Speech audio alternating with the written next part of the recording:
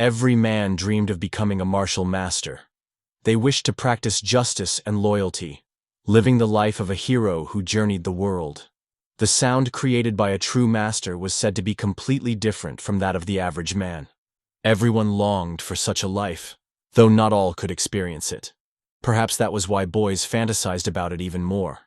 In a beautiful town, a young boy worked in a smithy, hammering away diligently. Outside, the streets bustled with activity as people passed by, while children clashed wooden swords together, laughing as they pretended to be warriors. Inside the smithy, the boy examined his finished work before approaching his client with a smile. He thanked the man for waiting and handed him the acupuncture needles he had ordered. That young boy was Tang, a 20-year-old physician. The client carefully inspected the needles, turning them in his hand for several moments. Then he grinned and asked if Mujin truly was a physician. Mujin happily confirmed that he was. Suddenly, the man declared that Mujin should become his disciple. Mujin's eyes widened in confusion as he stammered, unable to believe what he had just heard. That day, he heard the sound that would change his life forever. A few months earlier, life had been simpler. A physician's morning was usually quiet. Mujin would copy medical scrolls until the rooster crowed and finish preparing for the day's patients before breakfast was ready. It was a calm routine, repeating endlessly. At the Tang clan's clinic, his father was treating a young boy with acupuncture. With a warm smile, he warned the child that it would sting before gently puncturing his shoulder. The boy cried out, but quickly realized that it had not hurt at all. Excited, he turned to his mother and exclaimed that it had not been painful.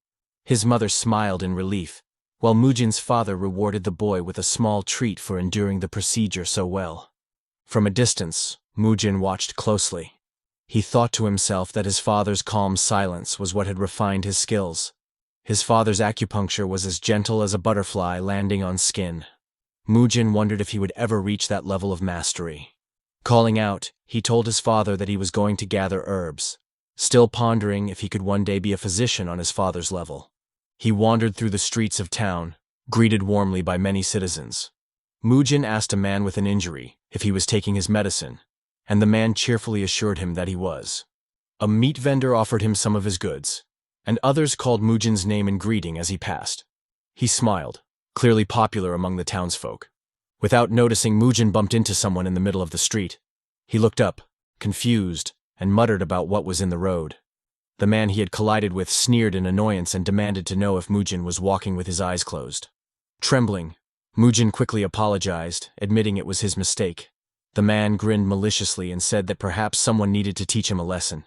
Without hesitation, he smacked Mujin across the face. Mujin thought bitterly to himself that sometimes, despite everything, he still dreamed of being a hero. Later, in a rundown hut in the middle of the forest, Mujin's friend burst into laughter at the sight of his beaten face. Zhongguok, a 20-year-old herb gatherer, mocked him mercilessly. Pointing at him, he teased that Mujin should have asked the man to hit his other eye so that both would match in color. He continued imitating the man's voice, sarcastically repeating lines about teaching lessons and pleading for forgiveness. With a smirk, he suggested that he could give Mujin another black eye, so he could pretend to be a panda. Unable to endure it any longer, Mujin struck him in the left eye. Zhongguok cried out in pain, cursing and clutching his face. Mujin shouted that he had warned him to stop. The two scuffled for a while before collapsing, panting for breath. After a pause, Zhongguok casually asked if Mujin was hungry. Mujin admitted that he was, and his friend asked if he wanted something good. When Mujin eagerly agreed, Zhongguok pulled out a red mushroom. Mujin stared in disbelief and asked if it was just a mushroom. Standing up angrily, he accused Zhongguok of mocking him again and told him he needed to stop. Frantically, Zhongguok explained that it was actually very expensive.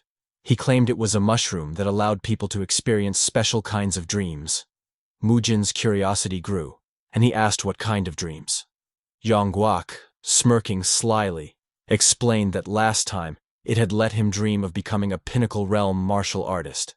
He bragged that in the dream, he had fought against over 100 martial artists from the Qingcheng sect, and the sensation had felt completely real. He added that the mushroom's poison did not harm the body. Before Zhongguok could finish, Mujin snatched the mushroom and swallowed it whole. Zhongguok's eyes widened in shock, and he shouted that he could not eat the entire thing. Mujin brushed off his concern, insisting that if a single bite allowed someone to dream of being a pinnacle realm martial artist, then eating the whole mushroom would make him the master of swords. The effects struck immediately, and he began to hallucinate, thinking that body and sword were one, that he was his sword and his sword was him. Zhongguok muttered in disbelief, noting that the effects should not have begun so quickly. With a sigh, he sat down and declared that it was Mujin's body, so he would not take responsibility if anything went wrong. Mujin also sat down, insisting confidently that as a physician, he could understand things simply by observing them. Zhongguok retorted bluntly that he clearly did not. He told Mujin to wait, as the effects would hit soon. Mujin began repeating himself with slurred words, drooling as his eyes squinted. His dream began. Butterflies flew across lava fields where scattered weapons lay. An old man stood in the center, holding a hammer upward, as he declared that embers tickled his skin like butterflies, and that the sparks from the first hammer strike were always wondrous. He introduced himself as Tang Mujin, a blacksmith who had hammered iron his entire life, though he then paused in confusion. He corrected himself, stating his name was Uyezi, the master smith unparalleled under heaven, and wondered if he had dozed off somehow. He dismissed the strange dream of being a physician as fatigue, resolved to craft the 5 master swords requested by the king of Yue, which would be the best work of his life. Holding the still molten hot sword, he declared it in the name of Uyezi. After his hard work, the gods acknowledged him, allowing him to ascend. Maidens surrounded Uyezi alongside his 5 legendary floating swords, Zhanlu, Juke, Shengxi, Yuchang, and Chunjun, swords forged by heaven and man over 20 years, worthy of all praise. As he had accomplished man's dreams and heaven's orders, the maidens poured heavenly peach wine to greet their new immortal. Amidst declarations of it being a grand day, one maiden stumbled, dropping the peach wine directly onto Uyezi's head. Mujin woke suddenly, lying in the street outside his house. A loud voice shouted nearby, accusing his father of being a fraud. The man claimed that the so-called best physician in Chengdu could not even perform acupuncture properly and swore to see him forced into retirement. Mujin's eyes widened as he came to his senses, clutching his aching head. The man stormed away in anger, while Zhongguok appeared, muttering that government officials were always assholes.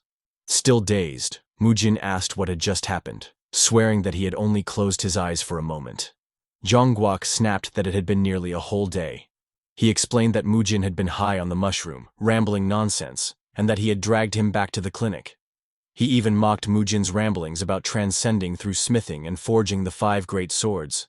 With a huff, he said it was a miracle they had made it back without trouble, and warned Mujin not to tell his father about the mushroom. Mujin agreed weakly, thanking him, though he wondered to himself if what he had seen had really been just a dream. He went inside and called out that he was back. His father, busy examining his acupuncture needles, barely looked up. Mujin apologized for being late and said he had gone to gather herbs, then asked about the man who had just left. But before his father could answer, a sudden surge of pain tore through Mujin's head. Memories of Uyezi's dream flooded into him. His body trembled as he clutched his skull in agony, thinking that between the waves of pain was another emotion. Frustration, though he could not understand at what. His father noticed his expression and asked if his head hurt. Mujin tried to brush it off, saying it was nothing, then asked again about the man. His father explained that he was the military attendant of the governor and had complained that the acupuncture was too painful. He said the new needles were thicker than the old ones. Mujin leaned forward, demanding to see them. His father searched for his old set, explaining that he had purchased the new ones 2 weeks earlier after the old ones had bent. Mujin's fury grew as he stared at the needles. He thought he heard something strange coming from them, a sound he had not noticed earlier that morning. His headache worsened, and he clutched his head tightly. His father grew concerned and asked what was wrong. Mujin muttered that the frustration was unbearable, admitting through clenched teeth that he was frustrated. His father guessed that it was only a cold and said he would brew medicine for him. Mujin, trembling, thought desperately that it was too noisy. Suddenly, he grabbed his father's hand and snatched the needles, glaring at them. Holding them tightly, he shouted in rage, demanding to know how the fuck these could possibly be needles. Tang Mujin stared at the bent needles in his hand, his thoughts racing. Whenever I suddenly see a shoddy item, it irritates me. Until yesterday, I could not even tell what was shoddy or not. But now, because of this strange ability, as he walked past the nearby stalls, his eyes caught sight after sight of poorly made items. A sharp pain pulsed through his head, and he groaned in frustration. Everything looks cheap and worthless. It is driving me crazy. Yet when his gaze returned to the bent needles, the throbbing eased. Still, just by looking at this, I feel refreshed. Unable to hold it in, he shouted in the middle of the street. "This is the pride of Sichuan, a needle crafted by blacksmith Seok." Then he froze, startled by his own words. But wait, how do I even know this? Besides, this new needle must have been made by blacksmith Seok as well. So why does it feel so different? I hope this is not something serious. Determined to find answers, Mujin hurried to the blacksmith shop. The moment he stepped inside, his eyes widened and his jaw fell open. Swords and blades of every shape glimmered on display, their sharp edges catching the light. He reached out and held one of the weapons, brushing the flat of the blade against his cheek. His heart pounded in awe. This is it. The instant I hold it, all my irritation disappears. Such exquisite craftsmanship. There is no way blacksmith Seok's work would change. After a few moments of silent admiration, his excitement dimmed and his brow furrowed. Wait, could it be because of that dream I had of Uyezi? Did that dream allow me to recognize a true master's work? Somehow I feel like I can even see blacksmith Seok's metalworking at a glance. Could it really be that because of that dream, I have gained insight I never had before? That makes no sense. A dream is just a dream. Learning blacksmithing through a dream, that is impossible. I must confirm this myself. I need to meet blacksmith Seok and find out what has happened to me. Resolved, he approached the counter and asked about the needle. The young blacksmith behind the forge exploded in fury. "What? You do not like this needle?" Startled, Mujin staggered back as the man continued to roar. "I may not be as good as my father, but I have been in and out of the forge for 20 years. Do not treat me like some amateur." The man was Seok Jisung, the son of the elder blacksmith Seok. Mujin steadied his shaky voice and answered, "I never said you lacked skill, blacksmith Seok." The blacksmith puffed out his chest, clearing his throat as if to press Mujin further. Mujin, however, realized the truth. So the elder blacksmith Seok has retired? That is unfortunate. No wonder there are only a few refreshing works left. Then this new needle must have been crafted by the son. Seok Jisung sighed deeply. I know it is hard to live up to my father, but now even the people at the clinic dare to belittle me. Fine then.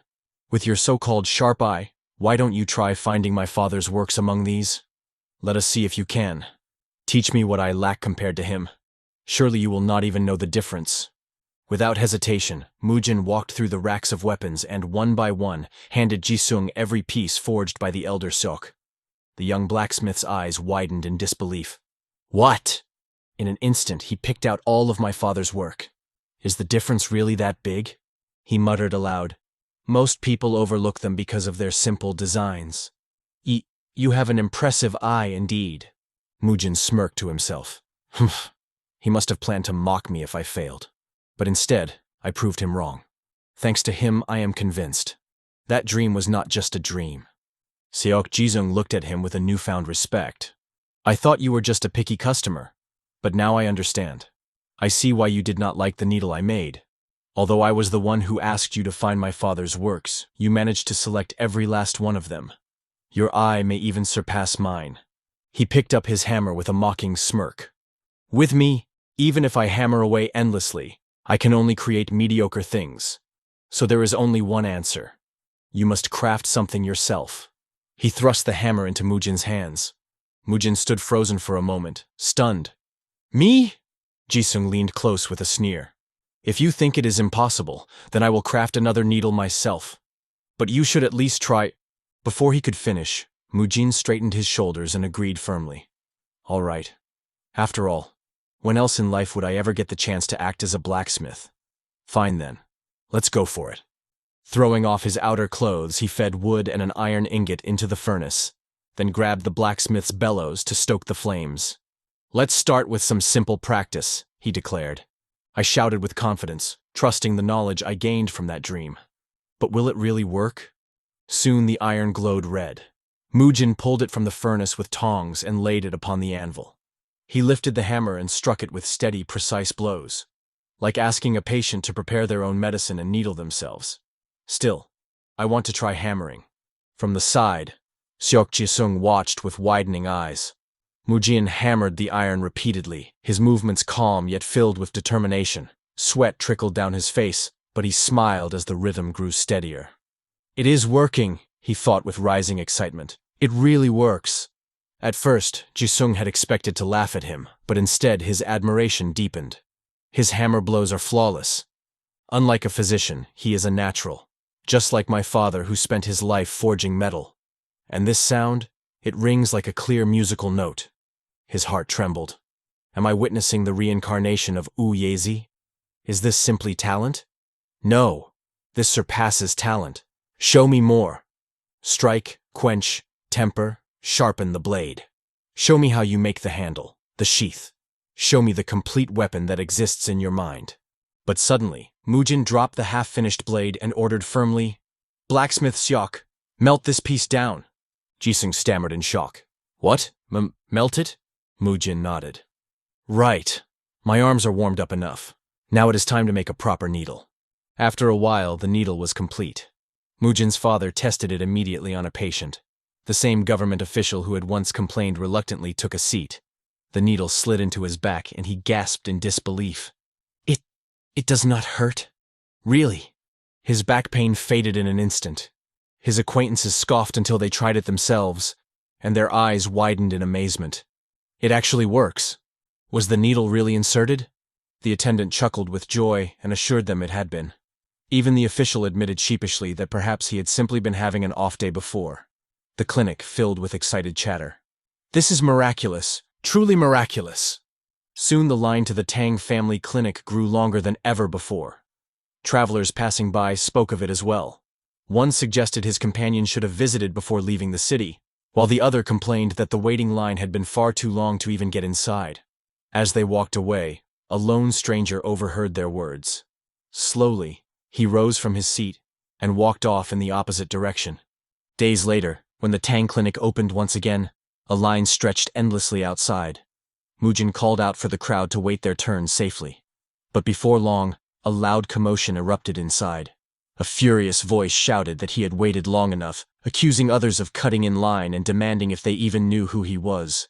The crowd outside fell silent in fear as the noise grew. Mujin rushed in to see what was happening. His heart lurched when he saw a man lying on the ground with a blade pointed at his chest. The one holding the sword was the same stranger from before, now smirking down at his victim. A quarrel between martial artists? Mujin thought with alarm. The stranger sneered. "If you are that eager to know, then let me show you firsthand." With one swift motion, he carved a word into the man's chest. Blood trickled down, though the cut was shallow, harming neither bone nor muscle. Mujin hurried to the man's side to treat him, his eyes widening as he read the bloodied inscription. It spelled, "Eccentric Physician." Mujin's mind raced. With a single strike, he cut only the skin without harming bone or muscle. He is a martial master. And that title, the Eccentric Physician, I have heard it somewhere before.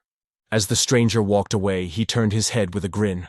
"You are a grown man, and yet you cry like a child. To faint from such a small cut, I barely scratched you. Apply medicine for a few days and you will be fine. That is, if this were a proper clinic." Mujin's face went pale as the memory returned. I remember now. The physician killer. Eccentric physician, Li Chung. Tang Mujin recalled the image of his father. He remembered how he always felt a deep sense of peace whenever he looked at him. His father might not have been the best physician in the lands, but he was like a strong tree that stood firm in its place. He was not flashy, nor did he chase greatness, but he was resilient. From watching him, Mujin had learned what he believed to be the proper attitude of a physician. When his gaze shifted back to Li Chung, his heart sank. The man before him was the complete opposite of everything his father represented. Li Chung was known across the martial world as the eccentric physician, a martial artist who had reached the pinnacle realm, and one of the 3 greatest physicians under the heavens. He was an unpredictable man, who decided the fates of others, with both his sword and his medical skills. Rumors claimed that his fickle murders did not discriminate between good and evil, and he had already slain dozens of innocent physicians throughout the Jianghu. Mujin's chest tightened as fear overwhelmed him. His father was in danger. As Li Cheng approached the practice chamber, Mujin panicked and shouted desperately. He cried out that the room he was about to enter was his father's practicing chamber, and then he rushed forward, yelling for his father. But before he could reach the door, a strong hand landed on his shoulder. Mujin turned and saw Jin Song, the instructor of the Qingcheng sect branch. The man's voice was low and heavy as he told him that it was inevitable. Mujin protested in disbelief, addressing him as head instructor. He asked what he meant by those words, his voice trembling as he wondered aloud if perhaps the branch leader could stop Li Cheng. Jin Song fell silent for a moment, lowering his eyes before answering. Even his own master, he explained, would refuse to stand against the eccentric physician. Mujin's face paled. He stammered, insisting that the man was a criminal, a murderer known as the eccentric physician. But Jin Song shook his head. His master owed his life to that very man. Mujin was stunned by the revelation. The eccentric physician had once saved the branch leader of the Qingcheng sect. He dropped to his knees in despair, whispering his father's name, powerless to stop what might happen inside. Jin Song placed a comforting hand on his shoulder and told him not to worry. He admitted that Li Cheng was strange, but assured him that he was not truly an evil man. The door to the chamber suddenly slammed open. Both Jin Song and Mujin watched carefully as Li Cheng stepped out. Mujin studied him closely from head to toe, his breath held tight in his chest, until his eyes caught on a small detail. His clothes were spotless. Relief washed over him, and he exhaled shakily, whispering to himself in gratitude that his father was unharmed. But his relief was short-lived. Li Cheng suddenly wrapped an arm around Mujin's shoulder, his lips curling into a mischievous smirk. He greeted him casually and said that after hearing about physician Tang, he had also heard rumors of a skilled blacksmith nearby. He wanted to know if Mujin knew where that man could be found. Mujin's body stiffened.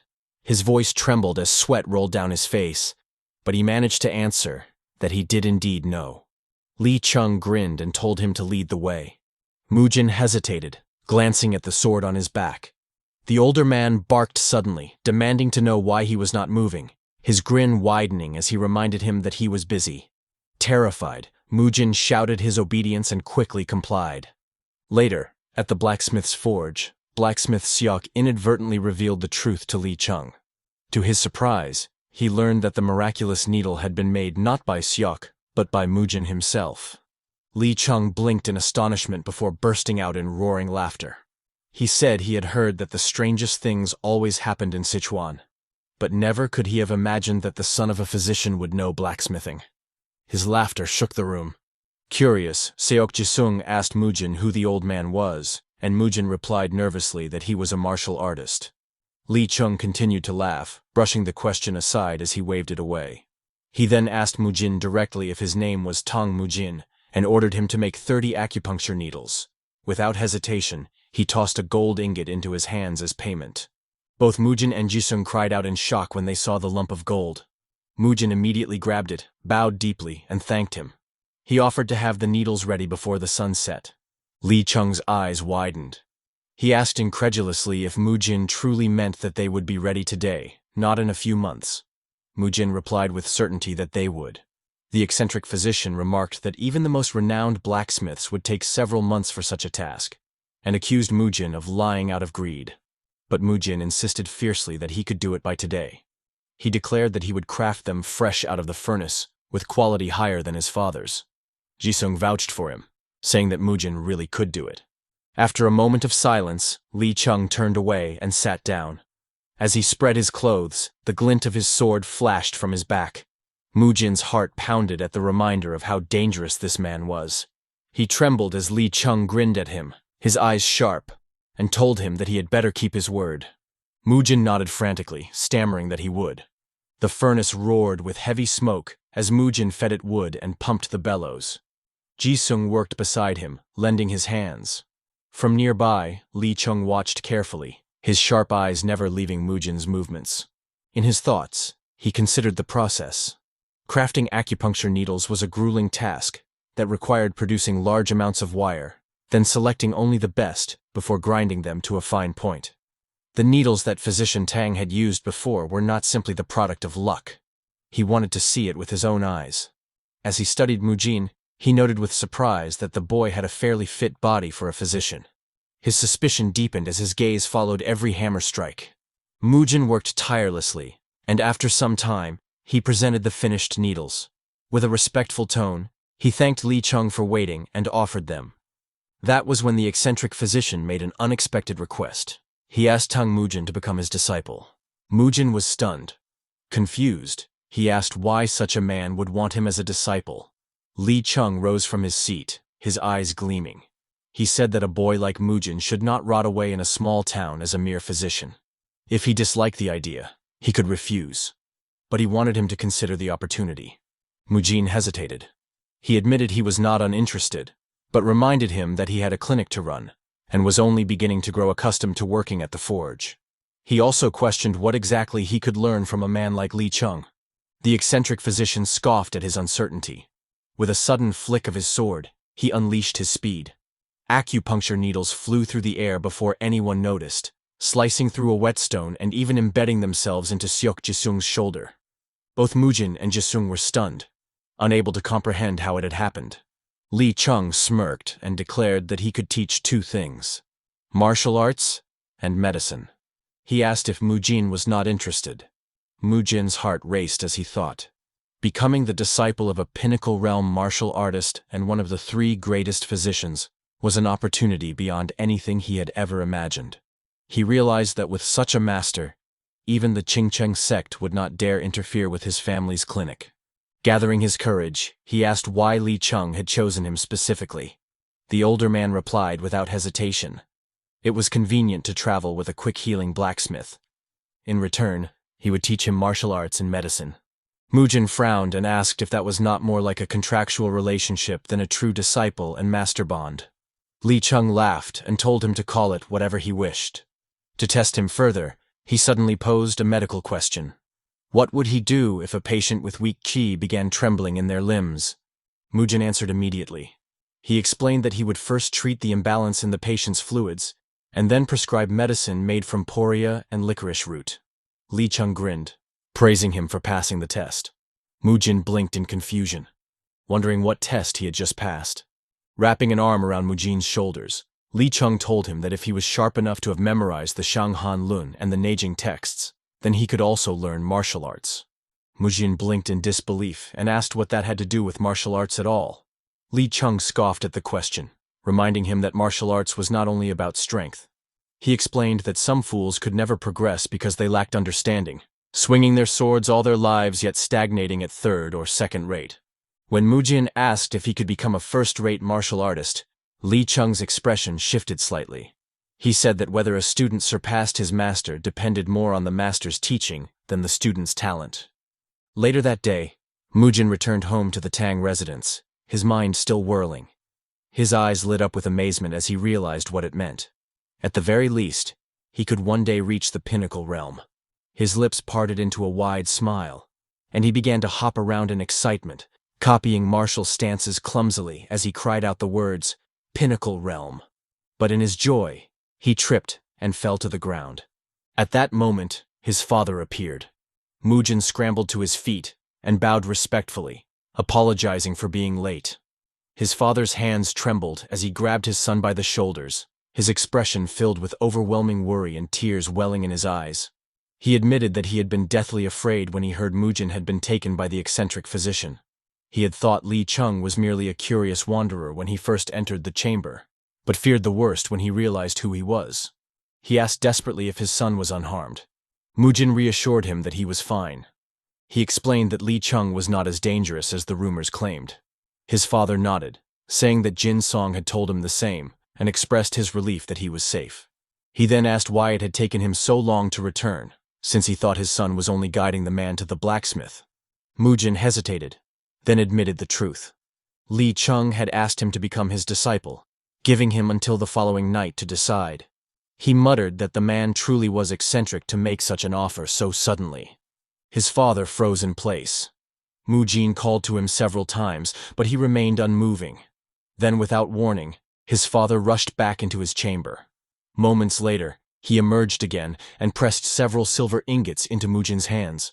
Mujin stared at them in confusion and asked why he was being given so much silver. His father looked at him with urgency and told him to go. Mujin protested. He reminded him that their clinic was already short-handed and suggested that perhaps Li Cheng was only mocking him with his offer. His father leaned forward and gripped his shoulders tightly. He said firmly that the clinic would be fine. Now was the only time for Mujin to leave. In that moment, Mujin understood. His father, the man he had always seen as a sturdy tree standing unshaken, revealed to him something important. There had once been a time when even his father was just a boy as well. Tang Mujin reflected in silence, his thoughts consumed by the progress he had made. It had been the second day since he began learning martial arts, and he had succeeded in circulating qi around his body for the very first time. The sensation was unlike anything he had felt before. After 3 days, then 4, he noticed that although the flow of qi was still faint, it was undeniably growing within him, little by little. He tried to put his feelings into words. It was not merely that he felt stronger. It was more like he had taken a decisive step forward. He thought to himself that now was the only time he could leave, and with gratitude in his heart, he silently thanked his father. While he sat deep in meditation, an acorn suddenly dropped onto his head. Startled, Tang Mujin looked up and spotted his master, Li Cheng, sitting casually on a branch above him. Li Cheng looked down and asked if Mujin was already homesick. Tang Mujin quickly denied it, addressing him respectfully. Li Cheng dropped from the branch to the ground with ease, landing before his disciple. Tang Mujin admitted that he believed his qi had increased since the day before. Li Cheng's eyes lit up with amusement as he told him that this was the period when martial arts felt the most fun. Mujin smiled and suggested that perhaps he truly had some talent, as Li Cheng had once said. Li Cheng scoffed at the notion, repeating the word talent in a mocking tone. He admitted that Mujin was not too bad, but explained that the speed at which he gained qi was about average. Mujin protested with a grin. He pointed out that he had learned to circulate qi in just 2 days, while most people usually required 10. He muttered to himself in awe, convinced that the dream he once had of Uyezi must have blessed him with martial talent. Li Cheng, confused by his words, asked what kind of blessing he was speaking about. Before Mujin could elaborate, Li Cheng suddenly handed him a sword and pointed a wooden stick toward him.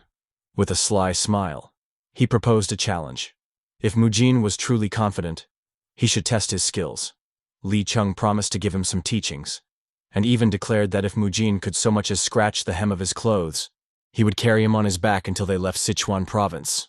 Mujin hesitated, drawing the blade slightly. Fear crept into his voice as he pointed out that it was a real weapon, dangerously sharp. He fretted aloud that his master could die if he struck him. Then his thoughts shifted. Perhaps, with the skills he had trained for the past 10 days, he might succeed. Maybe, he thought, if he attempted a sneak attack while his master was unprepared. With a wild grin, Mujin suddenly lunged forward, sword in hand. Li Cheng remained completely unfazed. He chuckled, noting that Mujin was eager to take the first strike, and teased him for believing he had gained guts and talent in only 10 days. Mujin swung his sword, but Li Cheng calmly raised his stick to block the attack. Mujin's eyes widened in disbelief. It was only a stick, yet his sword had failed to leave even a scratch upon it. Li Cheng's tone grew serious as he warned his student to grit his teeth. Mujin stammered in confusion, asking what he meant. In that moment, qi surged around Li Cheng's wooden stick. His lips curled into a wide smirk. Mujin's senses screamed in alarm. What he felt was no mere ripple of energy, nor a current. It was far larger, far more overwhelming. A sudden burst of qi rushed at him, striking with crushing force. The impact sent Mujin's body flying. He dropped his sword and collapsed to his knees, vomiting fluids onto the ground. Li Cheng stood proudly beside him and asked how it felt to receive qi head-on for the first time. Mujin groaned, clutching his stomach. He complained that it was unfair, exclaiming that such battles simply proved whoever had the larger amount of qi would always win. Li Cheng laughed at his reaction.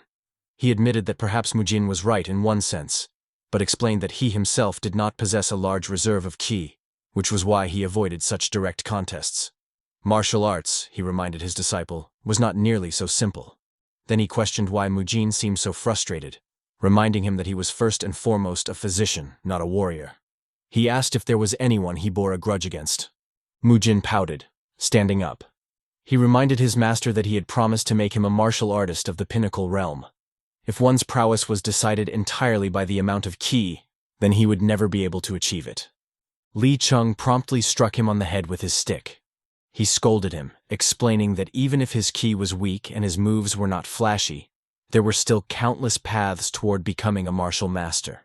When Mujin had received his surge of chi just now, he had instinctively tried to force his own chi into the sword before giving up. That, Li Cheng said, was a valid pathway as well.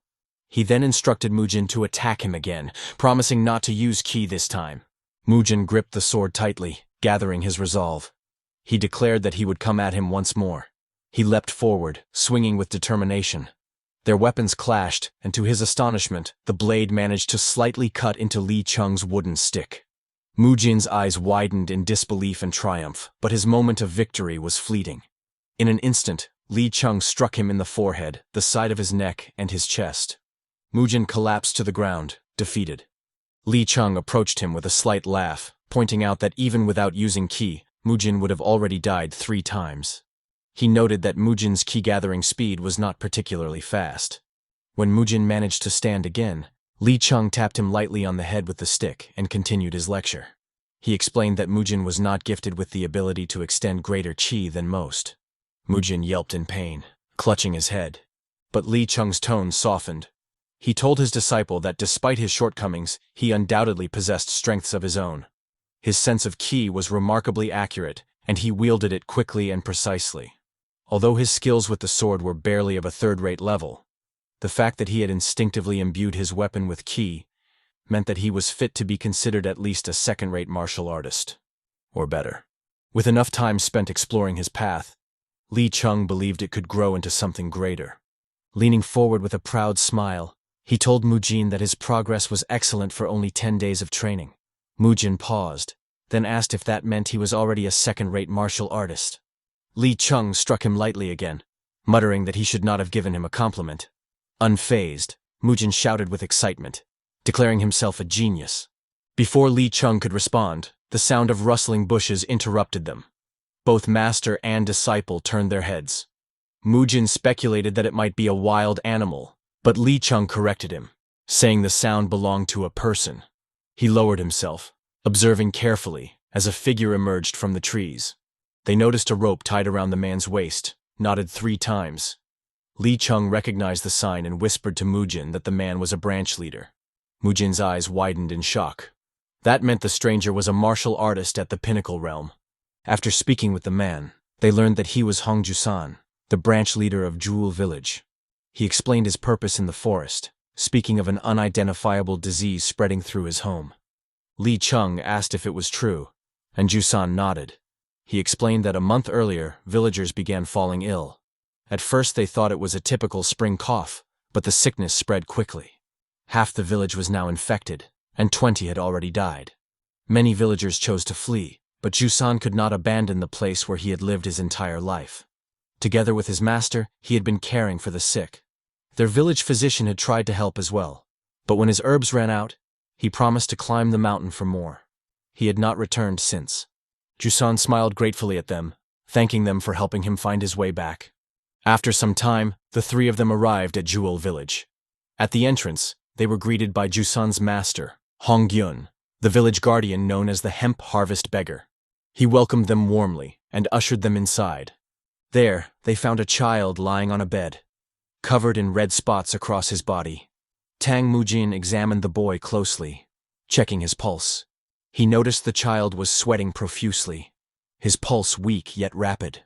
His ears burned hot while his hands remained cold. Warm ki was surging unnaturally toward his head. Mujin asked the boy's father if his son had vomited recently. The man nodded, saying the child had complained of dizziness and headaches. Li Cheng observed quietly from behind, while Mujin pieced together his thoughts. Mujin announced his findings. The boy was suffering from damp fever, showing signs of a plague. His pulse was too fast, his chi flow uneven, his breathing troubled, and he vomited often. Mujin explained that it was similar to summer heat flu but distinct, as it lacked the disease's peculiar odor. If left untreated, the heat pooling in his head would eventually render him blind or retarded. He suggested acupuncture at several points, including the foot, the forehead, the brow, and the crown of the head. He also listed the proper herbs to use: Ophiophagon, trichosanthes, platycodon, and fritillaries. Li Chung smiled faintly and told him that he had studied the Neijing texts well. He encouraged him to proceed with acupuncture. Mujin hesitated, nervous about performing the procedure for the first time, but steadied himself. His hand shook slightly as he gripped the needle and positioned it at the boy's foot. His master leaned forward, pressing his own fingers to guide him. He asked if Mujin truly thought learning to use qi in martial arts had been so simple. Then, Li Chung poured his own qi into both Mujin and the child, allowing the flow to guide him. He explained that for a physician, such a keen sense of qi was an incredible fortune. Mujin's eyes widened as he felt his master's qi guiding his own. To him, it was as clear as stones beneath a flowing stream. But alongside it, he sensed something far more ominous: deathly qi. Li Chung confirmed that he had sensed it as well. He instructed him to perform the acupuncture and observe carefully how it reacted. Mujin nodded firmly and carried out the procedure. The people surrounding him watched in anxious silence. After a tense wait, the child released a breath as the deathly qi left his body. Relief swept through the room, and everyone sighed. Mujin exhaled deeply and let out a shaky laugh of his own, grateful for the success. But before he could relax fully, Li Chung grasped his hand. His master looked at him with a firm yet proud smile. Mujin gazed up at him with wide eyes. Li Chung told him that this day was one in which he had learned many important lessons. But more than anything, seeing the look of satisfaction on his face proved that he had truly become a proper physician. Later that day, Tang, Mujin, and Li Chung walked through the village, accompanied by one of the villagers. As they moved, they conversed about the physician of the village. The villager explained that when the disease had spread, Physician Yum had used his own savings to treat the sick. He had told everyone that only herbs from a distant land would be effective, and so he gave all his money to herb traders. Hearing this, Tang Mujin remarked that he must be a good man. The villager agreed and went on to say that, after learning of his devotion, everyone else in the village pooled their money together and gave it to him as well, telling him to buy more herbs from the trade. However, because herb traders rarely visited a small mountain village like theirs, Physician Yum went into the mountains to find enough herbs to last until the traders returned. The villager admitted that he personally had not liked Jusan, thinking him a man who did nothing but fool around all day. Yet if Jusan had not guided the two of them there, his son would have already been lost. His voice faltered for a moment before he said with relief that his son's recovery had eased his heart. He then pointed to a nearby house and told them that they could stay there.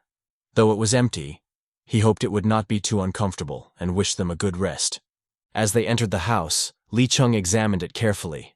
He noticed carvings on the furniture that looked as though they had been drawn by a child. His eyes then fell upon a small doll lying on the ground. He stared at it for a moment before picking it up and placing it gently on a nearby table. While he was still lost in thought, Tang Mujin spoke suddenly, causing him to startle. Mujin asked if Physician Yum was a good physician. Li Chung blinked and replied that he was referring to Yum, yes, and that he appeared to be. He added that they would meet him in person soon. Mujin frowned and wondered aloud why such a disease was spreading in a village full of kind people. He gestured toward the food and gifts laid out for them. Li Chung instructed him to eat only a little and return the rest before they left. He said there was no need to burden the villagers further with their appetites. Mujin nodded in agreement, and they sat down to eat and drink together. After a pause, Mujin asked what his master thought the disease might be. Li Chung admitted that although he knew of similar illnesses, something about this one felt unusual. He said it might even be a disease he had never encountered before. Mujin stared at him in shock and asked if there were truly illnesses unknown even to the greatest physicians. Li Chung answered calmly that there were far more things he did not know than the things he did. Every time he learned one thing, 5 more questions appeared for which he had no answers. Mujin murmured that he had thought his master knew every disease in the world. Li Chung laughed softly and told him that of course he did not. If he had known every illness, he would not still be wandering the lands. Mujin hesitated, then asked if there was a specific disease his master wished to cure. Li Chung grew quiet. At last, he said that there used to be one. He knew the cure now, but when it had mattered, he had been too late. Mujin repeated the word softly, asking what he meant by late. Before Li Chung could answer, cries rang out from the village beyond the window. Mujin glanced toward it, his inner thoughts heavy. He thought to himself that they needed medicine, but without a proper diagnosis, it was useless. If only they knew the exact illness, they could cure it. Then Li Chung spoke. His voice was steady, though a shadow passed through his eyes. He told his disciple that his wife and daughter had died from an illness. One day, both had developed a severe fever, and red spots spread across their bodies. He had rushed them to a physician, and even brought another from a neighboring village known for his skill, but neither had known the cure. While he was still searching for another physician, both his wife and daughter had died. It had all happened just 3 days after their first symptoms. Mujin was struck silent. When he finally spoke, his voice trembled as he said he prayed they had found peace in the afterlife. Li Chung cut him off with a bitter smile. He told him not to pray. He explained that he was not denying the story, but in fact, he thought Mujin might even chuckle when he heard what came after. He lifted his drink and continued. He said that after losing them, he had struggled. Acting on impulse, as if driven by something unseen, he had left his hometown. About 10 days later, he arrived at a small village, though the distance should have only taken him a day. He had wandered like a beggar along the way. That village had its own physician. Li Chung described him vividly, saying he looked like a rat, a man one would not normally trust, a typical small village physician. Yet, for reasons he did not understand, he told the man about his wife and daughter's symptoms. The physician had shrugged and told him, "Oh, just give me 5 coins. They will be cured if they eat this medicine on time, no problem." At the time, Li Chung had dozens of silver coins in his pocket. Not just a handful, but enough to pay for his daughter's marriage several times over. He realized then that his wife and daughter had not died because he lacked money, nor because he had sought out poor physicians, nor because there had not been enough herbs. No, they had died simply because the physicians he had taken them to had not known what this one humble man knew. He asked Mujin if he had ever heard such a laughable story. That, he explained, was the reason he had become a physician himself. He wished to gather all the medical knowledge in the world into one place. After 30 years, he confessed, he could no longer remember what his wife and daughter even looked like. He chuckled, though the sound carried a pain too deep to conceal. Silence followed, and Mujin gazed out the window. In his thoughts, he compared his master's chuckle to the cries of grief echoing outside. The next day, Mujin told Li Chung that he wanted to look around the village to see if he could identify the source of the disease. His master raised a brow at the word source, but agreed. He told him that he would also take a look, and warned that if he caught Mujin slacking off, he would be dead. Mujin quickly assured him not to worry.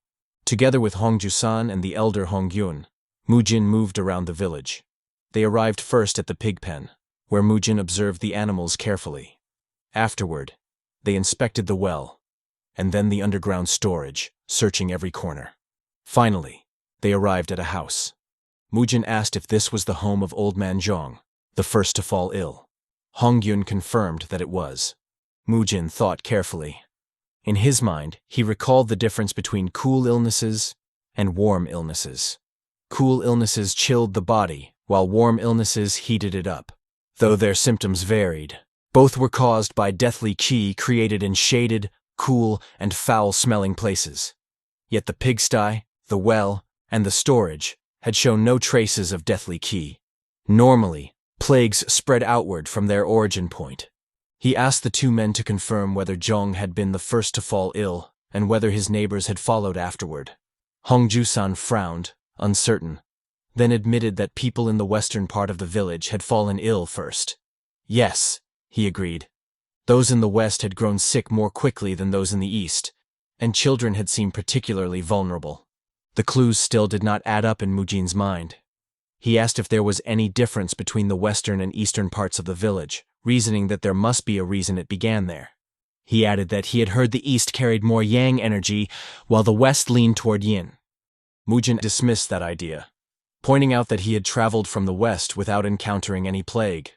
He also asked why the children were affected faster. All children did, after all, spend their time playing together. At that, both Juzan and Hongyun admitted that the children often played in the stream flowing through the western side of the village. Mujin's thoughts raced. Could it be the water? Yet he remembered the well in the east, and that the water there had been fine. He asked if the eastern well always dried up. Hongyun replied that it only happened occasionally during the spring drought. Mujin asked if the plague's outbreak aligned with that time, and Hongyun agreed that it did. Mujin's eyes widened as realization struck him. He thought to himself that it must be because the eastern well had dried up, forcing everyone to rely on the western stream. That would explain why the western villagers, and especially the children who played in the water, had fallen ill first. The three of them then went to the suspected stream. Mujin investigated it closely. To the eye, nothing appeared wrong. The water was not cloudy, nor did it smell foul, yet every clue pointed to it. He wondered if sensing it directly was the only way to be sure. He bent down, scooped a small amount of the water, and drank it. Sitting cross-legged, he meditated and examined his body from within. Behind him, Jusan muttered in surprise and asked if he had ever seen a physician meditate like this before. Hongyun told him to let the young man do his work. Inside his own body, Mujin concentrated deeply. Before long, he felt the same deathly key that he had detected in the sick villagers. His eyes flew open. He stood up abruptly and shouted that it was the same deathly key. He pointed upstream, yelling that he had figured it out and urging the others to follow him. The three of them hurried along the stream until Mujin suddenly caught a foul odor on the air. He stopped and asked aloud if the others could smell it too. Jusan confirmed it, saying the stench was growing stronger. Mujin said that meant they were close. As they pressed forward, the smell became unbearable, and they had to cover their noses. Mujin gagged inwardly, thinking that even the trees around them were dying. They were nearing the source. At last, after a few more steps, they found it. Mujin's eyes widened, and he cried out. He exclaimed in horror, asking if the ground itself was rotting. He pointed at it and declared that something was buried beneath. Tang Mujin recalled the familiar atmosphere of the herb storage. He remembered how that place always carried the scent of life and death intertwined. There were always deaths there, the death of plants, the death of animals. Yet despite that, the storage of medicine never smelled foul. Instead, it carried a strangely comforting odor, one that brought peace to the heart. He had always liked that smell. To him, it was the scent of death that held the key to life, an odor that promised recovery for someone who was suffering. Now, however, as he dug through the rotten ground, the air was different. What filled his nose was no longer the fragrance of healing, but the stench of pure decay. It was death without life, death that spread only more death. His mind raced. Who had done this? And for what reason? As the digging continued, they unearthed the rotting corpses of animals buried beneath the soil. Tang Mujin's expression hardened, and he instructed in a firm voice that they should dig them out completely and move them away from the stream before the contamination spread further. Hong Jusan lifted what appeared to be the severed leg of one of the animals. His face twisted in disgust as he showed it to his master. "Master, look at this," he said. Elder Hongyun inspected it and gave a grim observation. Someone cut it off deliberately and burned it. Tang Mujin's thoughts sharpened. He knew exactly what this meant. Corpse poison. It was a toxin that did not kill instantly like poisonous herbs or minerals from the earth. Instead, it caused slow and lingering death, bringing illness even with the slightest exposure.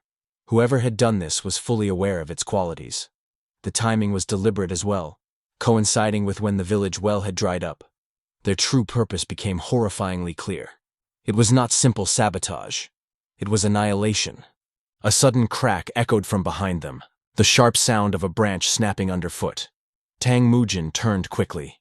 His eyes widened as he saw a masked figure holding a sack in one hand and a knife in the other. The man pulled off his mask, revealing his face, and shouted with anger. "What the hell are you doing to the field I put so much effort into?" Hong Jusan and Hongyun froze in shock. Their bodies trembled as recognition hit them. They could not believe what they were seeing. Their voices stammered in disbelief, calling out the name that shook Tang Mujin to his core. Physician Yom. Could it be? Even Tang Mujin's heart faltered at the revelation. In his mind, he repeated the words with dread. Physician Yom? The pieces came together with terrifying clarity. Yom knew exactly what corpse poison could do. He understood the state of the village better than anyone. He had even begun collecting money once the disease had spread. Tang Mujin realized with horror that he was the culprit. This man was no healer. He was a demon in human skin, a smiling physician who hid his greed behind false kindness. Tang Mujin's fury burned as the thought struck him. To think that Yom would reveal a greed capable of swallowing the entire Zhul village in such a way, and to be so brazen even after being discovered. His hand gripped his stick tightly. He was ready to kill. Yet before he could act, Elder Hongyun stepped forward. His face twisted with rage as he confronted the truth. So this was your doing? You created the disease and then pretended to treat the people? He shouted. His hand lifted a rotten goat's head from the pile of corpses as evidence. Yom paused for only a moment before a twisted grin spread across his face. I have been nice all along, he sneered. So I just wanted to take my share in the end. Hongyun's teeth ground together, his anger erupting. Share? Your share, he roared before hurling the decayed goat's head at Yom. His voice thundered with grief and rage. Do you even know how many people have died? Yom flinched as the head flew toward him but quickly cut it in half with a flash of his blade. He snarled back without hesitation. And why the hell would I care? At that moment, 2 armed men appeared, stepping forward to stand beside him. Yom's expression grew darker. All I care about is that you've ruined my efforts, he said coldly. So you can pay the price with your bodies. Whether it is today or another day. I was planning to throw your corpses into that hole anyway. Just think of this as being early in line, you fucking beggars. Elder Hongyun's fury boiled over. He stomped the ground, his voice shaking the air as he shouted, You bastards! The movement caught the attention of the 2 armed men, and their eyes darted to the knots on his waist. He raised his voice again, his presence growing overwhelming. How dare you do this when a guardian of the beggar sect stands before you? I, hemp-harvesting beggar Hongyun, am here. Everyone froze. Even Yom's bravado faltered. His voice stuttered as he recoiled in shock. A guardian? The 2 armed men turned on him immediately, their confidence breaking. A guardian? One of them repeated in panic. The other shouted at Yom. Hey! You said there were only weaklings of the beggar sect here. What is this? Yom's face paled, his words stumbling. I don't know. Elder Hongyun's stick slammed against the earth once more. He pointed it forward with authority. You brats, listen well. I will count to 10. The only one who will die to my club is the true culprit. Physician Yom, you are responsible. I do not wish to cause more deaths in this village, so make the right choice now. His voice was iron. Then he began his count. 1. Tang Mujin muttered under his breath, still trying to grasp what he had just witnessed. Hemp-harvesting beggar. His thoughts spun as he realized the sheer force of will contained in just the old man's shout. Hong Ju-san suddenly appeared at his back, whispering with urgency. Physician Tang, you must run now. Tang Mujin blinked in shock. What? Run away? Yes, Ju-san insisted. Run away. I will throw you over the stream. Run as fast as you can. Do not look back and tell the village what is happening. Hongyun's voice boomed again. 2. Ju-san's whisper grew more desperate. I am sorry to burden you with such a task again, but please. Tang Mujin's voice trembled as he whispered back. But you 2 are the branch leader and guardian. You are martial artists of the Pinnacle Realm. You could easily… Ju-san looked at him with confusion. Pinnacle Realm? Hongyun continued. 3. Tang Mujin froze, his mind stumbling over the realization. They weren't Pinnacle Realm martial artists? Ju-san's expression steeled. Anyway, my master and I must fight. On Yom's side, he shoved the 2 men forward, shouting with impatience. It's just 2 beggars and 1 physician. It's now or never. Do you intend to fight the whole village? Hongyun's voice thundered again. 4. Tang Mujin's chest tightened as the truth dawned on him. The old beggar truly intended to die fighting. But why? Why would a weak beggar go so far? His whisper cracked as he turned to Ju-san again. What if we all ran together? The eccentric physician is a real Pinnacle Realm martial master. If we make it to the village… 5. Hongyun declared. Jusen grabbed Tang Mujin firmly under his arms. His voice was heavy with sincerity. We cannot protect you with our skills if we run. Please, protect the village together with the eccentric physician. We have begged our entire lives in this village, but we have never been ashamed. The villagers' generosity has kept us alive. 6, Hongyun continued, his count steady. Jusan's eyes did not waver. Master told me that when the time comes, we must fight for the villagers. 7, came Hongyun's voice again. Yom grew more frantic, his face twisting as he yelled. If we run now, our gambling debts won't go away. Kill him. You only live once. The two armed men lunged forward. Hongyun narrowed his eyes and braced himself for combat. The two shouted with reckless desperation. All right, let's just give it a shot. Panic surged in Jusan. He acted without hesitation, throwing Tang Mujin toward the other side of the stream. His voice cracked as he shouted, Please, physician! Run! Tang Mujin's mind reeled. Run! But what about the two of them? Should I help? The enemies don't seem very strong. His thoughts raced. If I fight together with them, maybe we could win. One of the attackers swung his blade toward Tang Mujin, but Jusan intercepted it just in time. Mujin's body was hurled over the stream. Without stopping, his legs carried him forward, running as fast as he could. As he fled, his heart pounded. His thoughts tore into him. I am not wrong for running away. I am just fulfilling their request. I must deliver their message to save Jules Village. But the truth struck him like a knife. Bullshit. I am running away. The hemp-harvesting beggar and the red beggar. Both of them will die. What can I do when I have just begun to learn martial arts? His chest heaved as he gasped for air, his legs faltering. He stopped for a moment, his thoughts burning inside him. If I were a pinnacle realm master, I would not run. He clenched his fists, his breathing harsh.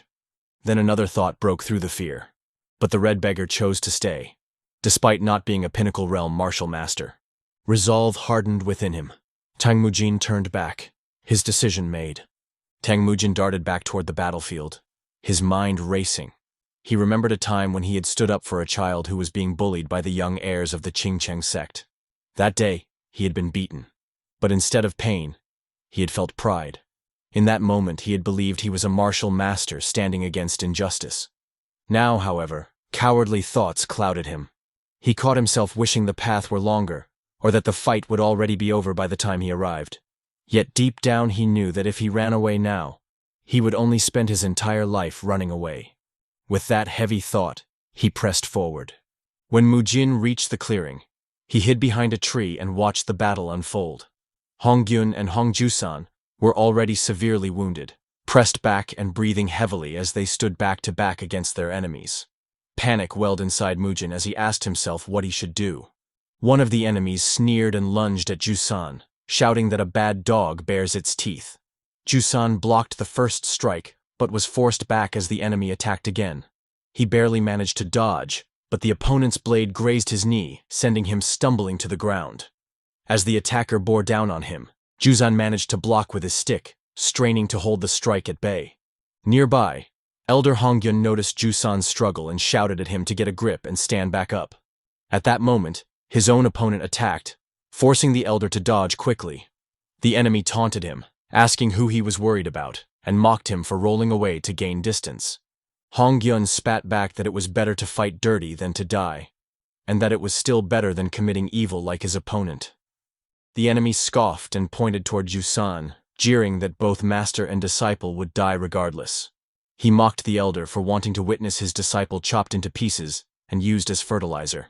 With a sneer, he called it pathetic to see such an old man clinging desperately to life. Hongyun glanced over his shoulder and noticed a stick on the ground. He also caught sight of Jusan still struggling to fend off his enemy. With fierce resolve, he declared that giving up was nonsense. As his opponent leapt toward him, the elder rolled to the side, seizing the stick. His enemy roared in fury and demanded he die, swinging violently. Instead of retreating, Hongyun grabbed a fistful of dirt from the ground. Jusan, noticing his master's danger, kicked his own opponent to the ground to intervene. The elder threw the dirt, but the enemy dodged. Seizing the moment, Hongyun lunged forward, grabbing the enemy tightly around the body. The man sneered. raising his axe high, and shouted that it was time for the elder to die. He hacked deep into Hongyun's back, blood gushing from the wound. Despite the agony, Hongyun held on with all his strength and roared his disciple's name. Jusan turned in shock at the cry. The enemy thrashed wildly, cursing and demanding that Hongyun let go, striking his back with the axe again. The elder's voice was raw with desperation as he shouted once more, telling Jusan that now was the time to pay back the villagers for the food they had given. Fueled by rage, Jusan leapt forward with a furious cry. At that moment, Hongyun lost consciousness, but even unconscious, his grip pinned the enemy in place. Another enemy rushed in to intercept, sword raised, but before he could strike, a rock flew from the distance and struck him in the face. Tang Mujin had thrown it with all his strength. The struck enemy cursed the physician, but Jusan took the chance, roaring his technique. With a powerful swing, he brought down his club in a bold club head smash, crushing the skull of the enemy his master was holding. Both the elder and his foe collapsed together to the ground. Mujin went silent, frozen by the gravity of the moment. Then the other enemy turned toward him, enraged. He shouted that Mujin should have kept running, and that since he was eager to die, he would chop him into pieces. Mujin clutched another rock in his hand, ready to throw. But before he could, the man's head was severed in an instant. Li Chung had appeared. He stood calmly, his blade dripping, and remarked that Mujin had come a long way to discover the source of the disease. Mujin, relieved, called him sir. Li Chung scanned the battlefield with a sharp gaze.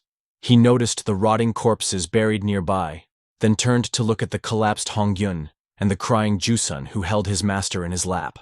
Li Chung asked if those men were the culprits. Mujin quickly denied it and pointed to physician Yom, declaring that Yom was the true criminal. Startled, Yom froze, but before he could flee, Li Chung appeared behind him in a blur, seizing him by the head and slamming him to the ground. Looking down coldly, Li Chung asked Yom if he had created the plague and demanded to know why. Mujin, filled with rage, kicked Yom in the head and shouted that he had done it for money. Yom cried out, begging for mercy. Li Chung stopped Mujin, narrowing his eyes. He told Yom that money was not his true goal, and asked what he had really been after. Both Mujin and Yom blinked in shock. Yom, trembling, tried to bargain for his life. He said he could offer them a cultivating medicine of immense value and asked if they had ever heard of the black peony herb. Mujin's eyes widened as he recalled what he knew. The black peony herb bloomed in places filled with chaotic negative energy. Though it was a step below treasures like the 10,000-year-old snow ginseng or the grand rejuvenation pill, it was still one of the most famous and coveted herbs, known as the flower of heroes. Yom pointed toward a small cave nearby and insisted he would give them the herb if they spared him. Mujin and Li Chung turned sharply to look. Mujin saw it and exclaimed that it truly was the black peony herb. His fury swelled as he realized Yom had orchestrated all this, and yet now was willing to hand it over just to save his own life. He moved to strike Yom, but Li Chung stopped him again. Li Chung explained that Yom was not really trying to exchange his life for the herb. The black peony could not be harvested safely by ordinary men. Its deathly energy would kill them. He accused Yom of feeding it with corpses to help it grow, planning to use the villagers, and perhaps even them, as sacrifices. He added that Yom might have been planning to offer the flower only to poison them once their guard was down. Yom, trembling in guilt, pressed his forehead to the ground and insisted it was not so. He said the black peony required delicate preparation, and that he merely wanted to present it to them properly. Li Chung scoffed, saying Yom was far too knowledgeable for a mere mountain village physician. Yom laughed nervously, calling it a trick he had picked up. Li Chung walked toward the cave and reached for the flower. Yom's eyes widened in disbelief as Li Chung grasped it barehanded. He stammered that touching it should mean instant death. But Li Chung, his tone cold, replied that he would decide when he lived or died. Without hesitation, he swung his blade and severed Yom's head. The corpse fell and silence settled over the clearing. Li Chung sneered in irritation as he looked down at the corpse of the physician. He muttered that he did not understand why subhuman physicians like this kept appearing, and wondered aloud if they thought they could call themselves physicians just because they knew a little medicine. Tang Mujin glanced at him nervously and asked if he was all right, his eyes fixed on the ominous herb in Li Chung's hand. He asked about the flower, his voice filled with worry. Li Chung scoffed at his concern and replied with confidence. He said, of course he was fine, and asked if Tang Mujin really believed he had earned his title through gambling. He declared that he would remove the poison of the black peony herb and the corpses, instructing Tang Mujin to take Red Beggar back up. Mujin nodded and hurried over to Hongju-san, helping him support his wounded master. At the same time, his eyes drifted back to Li Chung. He watched as the man seated himself in a meditation position. Li Chung began to draw the deadly energy from the herb. The air grew thick and heavy, the disgusting stench spread across the clearing, and the black qi that clung to the flower seeped outward, gathering ominously around them. Mujin's eyes widened in panic. He muttered in disbelief that the poison was being sucked in and tried to steady himself against the overwhelming pressure. His inner voice trembled as he admitted that the stench was unbearable. But then, little by little, the dark qi dissipated until finally it vanished altogether. Mujin's body loosened in relief. He thought to himself that it must be over. Li Chung then turned to him and asked if he had gotten a good look. He said that this was what it took to call oneself skilled at qi meditation. With a small smirk, he told Mujin to take it. Mujin blinked in confusion and asked what he meant. Li Chung replied that he had removed all the poison, so Mujin should be able to consume the herb without any problems. He added that it had been purified by his excellent skills and asked with a hint of arrogance if it was not amazing. Mujin, still uncertain, and stammered out his thanks. Li Chung handed the flower to him, saying that Mujin had figured out the physician's plot, and therefore, he deserved it. The young physician stared at the flower in his hand. The word deserve echoed in his mind. He looked over at Hongju-san, and then at the lifeless elder Honggyun, grief tightening his chest. Slowly, he shook his head. He admitted aloud that he did not deserve such a thing.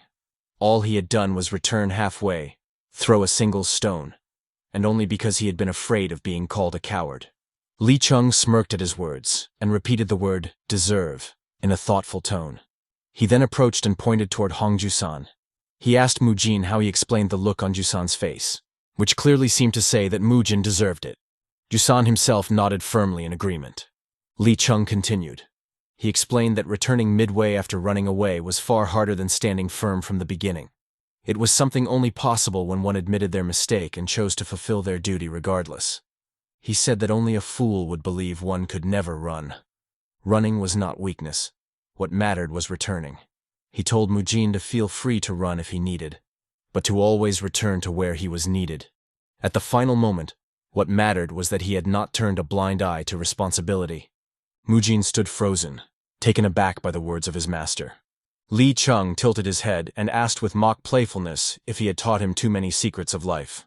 But before he could continue, Mujin tilted back his head and swallowed the black peony flower in one gulp.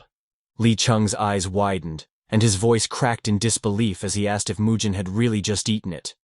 Mujin casually responded that he had, asking why it was a problem. Li Chung exploded in anger, yelling that he had no idea why the hell Mujin would eat it now. Mujin flinched and shouted back that he thought Li Chung wanted him to consume it immediately. He reminded him that he had said there would not be any side effects. But before he could continue, his vision blurred. His body convulsed, and he fell to his knees in agony, crying out in pain. Later, as they walked back toward the village, Mujin staggered, drenched in sweat. Li Chung shook his head and grumbled that only an idiot would eat a cultivating medicine without knowing the proper cultivation technique. Mujin groaned. He insisted that Li Chung had not warned him, and claimed he thought he was supposed to eat it right away. Li Chung sighed and ordered him to perform the black tortoise cultivation method properly.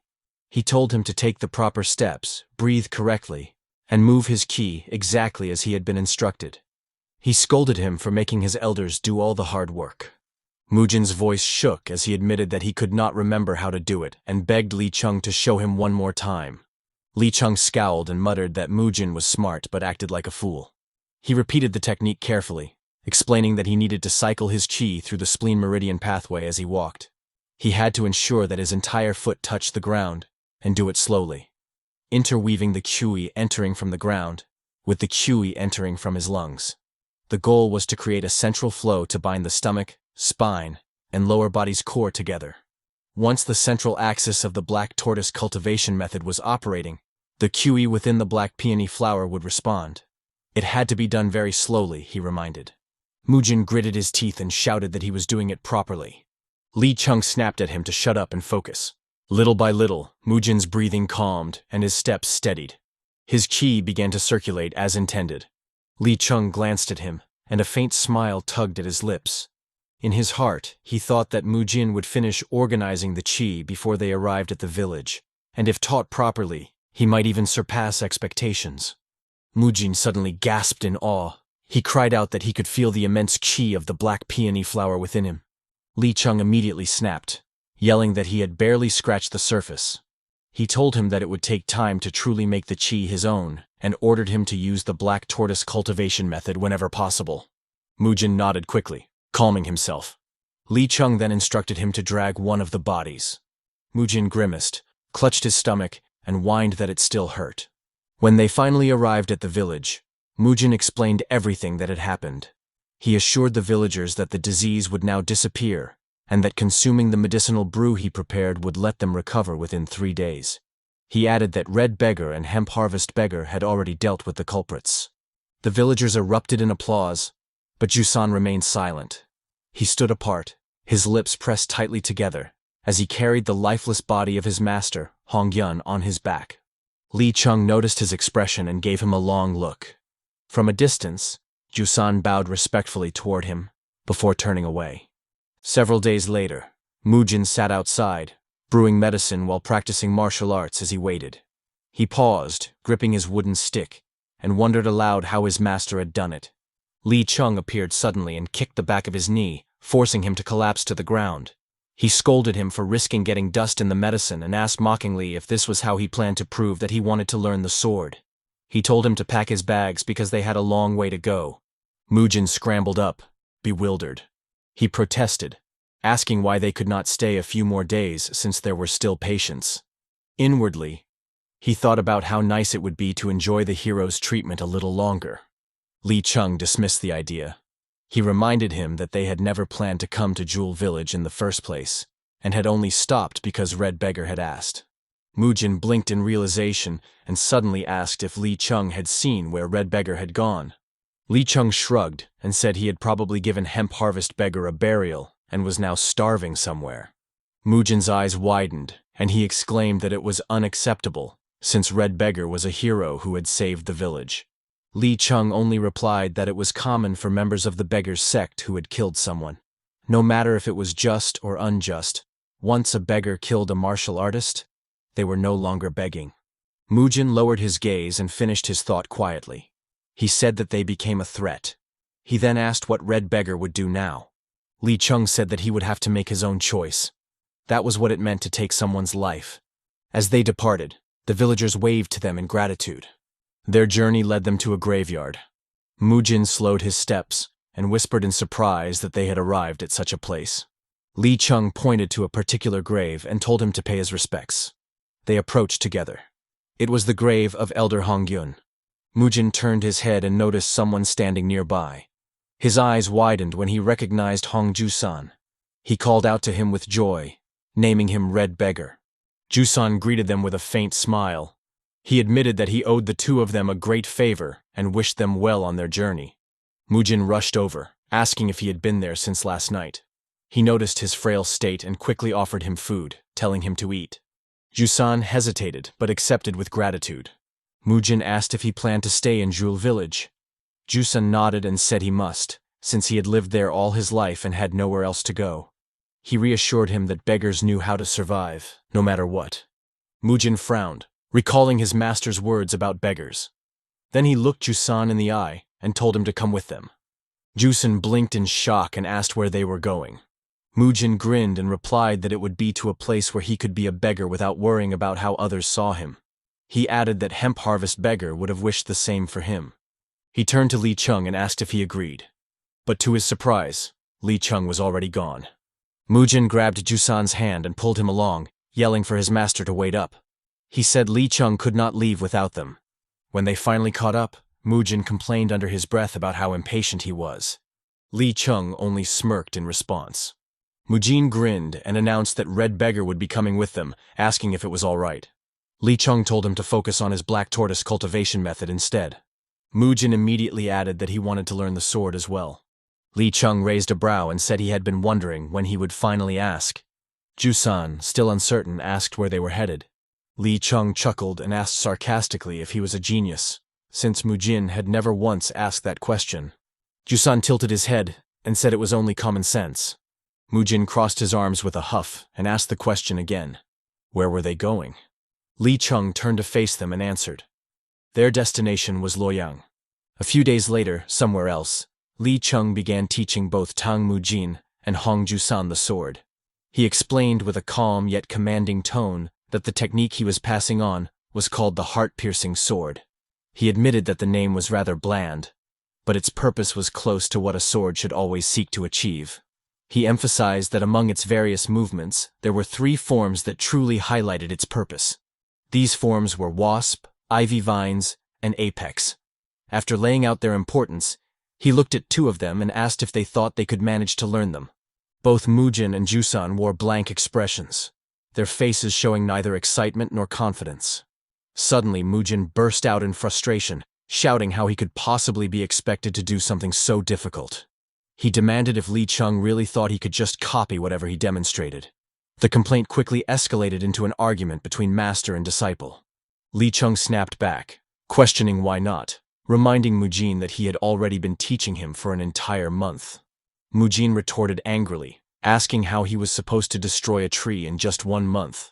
Li Cheng shot back with irritation, asking when he ever said anything about destroying a tree, clarifying that he was only talking about mastering the form, not pointless destruction. As the 2 argued back and forth, Jusan stood nearby with a drained expression. Li Cheng grew impatient and called Jusan over, telling him to give it a try instead. Mujin shouted back insistently that he was doing it correctly, though he could not tell what was wrong. Jusan demonstrated the form as instructed, and Li Cheng immediately praised him, saying that was exactly how it should be done. Mujin, feeling defeated, muttered that he still could not see the difference. Li Cheng urged him to try again. Jusan watched them with a faint smile, quietly observing their dynamic. Mujin grumbled that Li Cheng was asking too much of him when he had only been taught for a month, warning that his master might end up in black thread hell for being so harsh. Li Cheng mocked him in return, telling him to respect his elders unless he wanted to end up in icy hell. As Jusan continued observing, he thought back on the past month. Every morning, they practiced the rat palm strike. In the afternoon, they only used the purple cloud step to improve their movement. By evening, when the sun set, they sparred with the heart-piercing sword. That had been their daily routine for an entire month. Jusan reflected that their relationship was strange. Sometimes they looked like a proper master and disciple. Other times they resembled an uncle and his mischievous nephew, teasing and bickering in any way possible. Yet beneath the humor, he could clearly see the respect and expectations they held for one another. It reminded him of the time when he too once had a master like that. After some time, they arrived at Chongqing. At the city's entrance, Jusan bowed deeply to Li Cheng and Mujin. He expressed his gratitude, saying he had received great help from them until now. Li Cheng replied calmly that fate would determine if they met again. He advised Jusan to change his name if he wished to settle in Chongqing, because if anyone discovered what had happened in Jewel Village, it would cause serious complications. He reminded Jusan that, no matter the reason, he had still committed murder. Jusan bowed again with respect before walking away. He turned back one last time, waving his hand with a faint smile. Mujin waved back and asked aloud if he was really leaving just like that. Li Cheng noted that Mujin looked disappointed. Mujin admitted he was, explaining that Jusan had been his first real friend since leaving Sichuan. Li Cheng teased him, suggesting it was because Mujin had never beaten Jusan in a duel. He mocked further, saying he himself would be mad if he were in that position, warning that Mujin might never be able to defeat him in his entire life. Mujin yelled back that he had almost won during their last duel, but before he could finish complaining, Li Cheng had already disappeared from his side. Mujin looked around, confused and shouting for his master, asking where they were going. Li Cheng simply told him to shut up and follow. Their path eventually led them to the Feng family blacksmith. At the shop, the blacksmith looked at them in surprise when Li Cheng asked to borrow the forge. The blacksmith said his payment would be the right to watch Mujin work. Mujin bowed with a forced smile, pretending to be agreeable, while inwardly gritting his teeth. Li Chung insisted that the blacksmith would be getting front-row seats to the best smithing in the land. Mujin whispered in irritation, asking who would ever agree to such a ridiculous offer. To his surprise, the blacksmith paused, thought for a moment, and then agreed. Mujin's eyes widened in disbelief as he wondered how that had actually worked. Without hesitation, Li Chung shoved Mujin toward the furnace and asked the blacksmith if they could borrow some materials and firewood as well. The blacksmith sighed and agreed, but told Mujin to make him a small scythe in return. Li Chung accepted the request cheerfully, calling the blacksmith, "Good sir." Mujin clenched his teeth, annoyed, and demanded why he had to make a sword all of a sudden, and why he was being treated like some kind of circus attraction. Li Chung scolded him to stop grumbling and make the scythe first, reminding him that their deal had always been that Mujin would repay him with items in exchange for his teachings in medicine and martial arts. He asked Mujin if he had any intention of paying him back for an entire month of instruction. Mujin hesitated and admitted that Li Chung had a point, though he reminded him nervously that he had never made a scythe before. Mujin began forging, and soon the furnace roared to life. The blacksmith, sitting outside in the rain, remarked that it had been a long time since he had done anything with fire. He said it should keep the gods of the forge pleased. As the rhythmic hammering echoed, his eyes widened in shock. He muttered that the hammering sounded like an incantation, blending perfectly with the sound of the rain. He confessed that he did not know if this young man would become the greatest smith under the heavens, but he was certain Mujin would one day grow into a fine one. He compared the boy's progress to himself at that same age, and shook his head in awe. When Mujin finally finished the scythe, the blacksmith's eyes widened again in disbelief. He muttered to himself that this was beyond anything he expected. Mujin apologized, explaining that since he had never made a scythe before, he was unsure if it was made properly. The blacksmith, still stunned, asked if this was really Mujin's first time. Mujin asked if it would suffice as payment. The blacksmith grabbed the scythe immediately and swung it down onto a bamboo table. The blade cut through it smoothly without resistance. Mujin gasped in shock and asked if the man was actually a martial master. Without answering, the blacksmith ran off, leaving Mujin to call out after him in confusion. Li Chung, standing nearby, remained unfazed and told Mujin not to worry, saying they needed to get ready to forge a sword. He added that the crowd would be arriving soon. Then he corrected himself and said they were already there. Right as he finished speaking, a group of people suddenly appeared behind Mujin, their eyes gleaming with curiosity. They demanded to know how he had created such a weapon.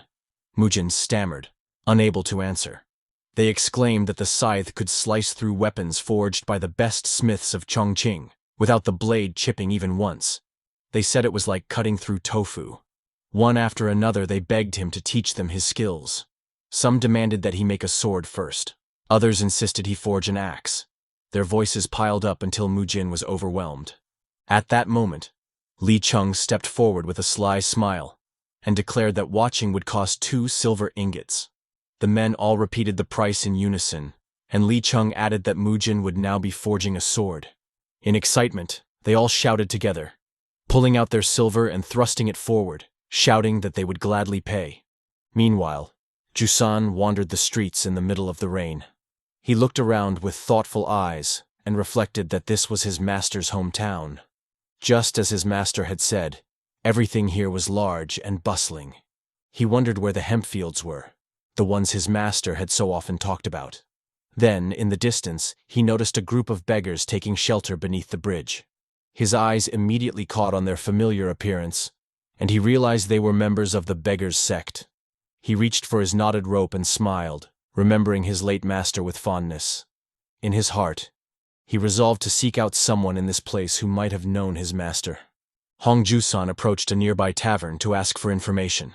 After receiving what he needed, he bowed respectfully and thanked the tavern owner.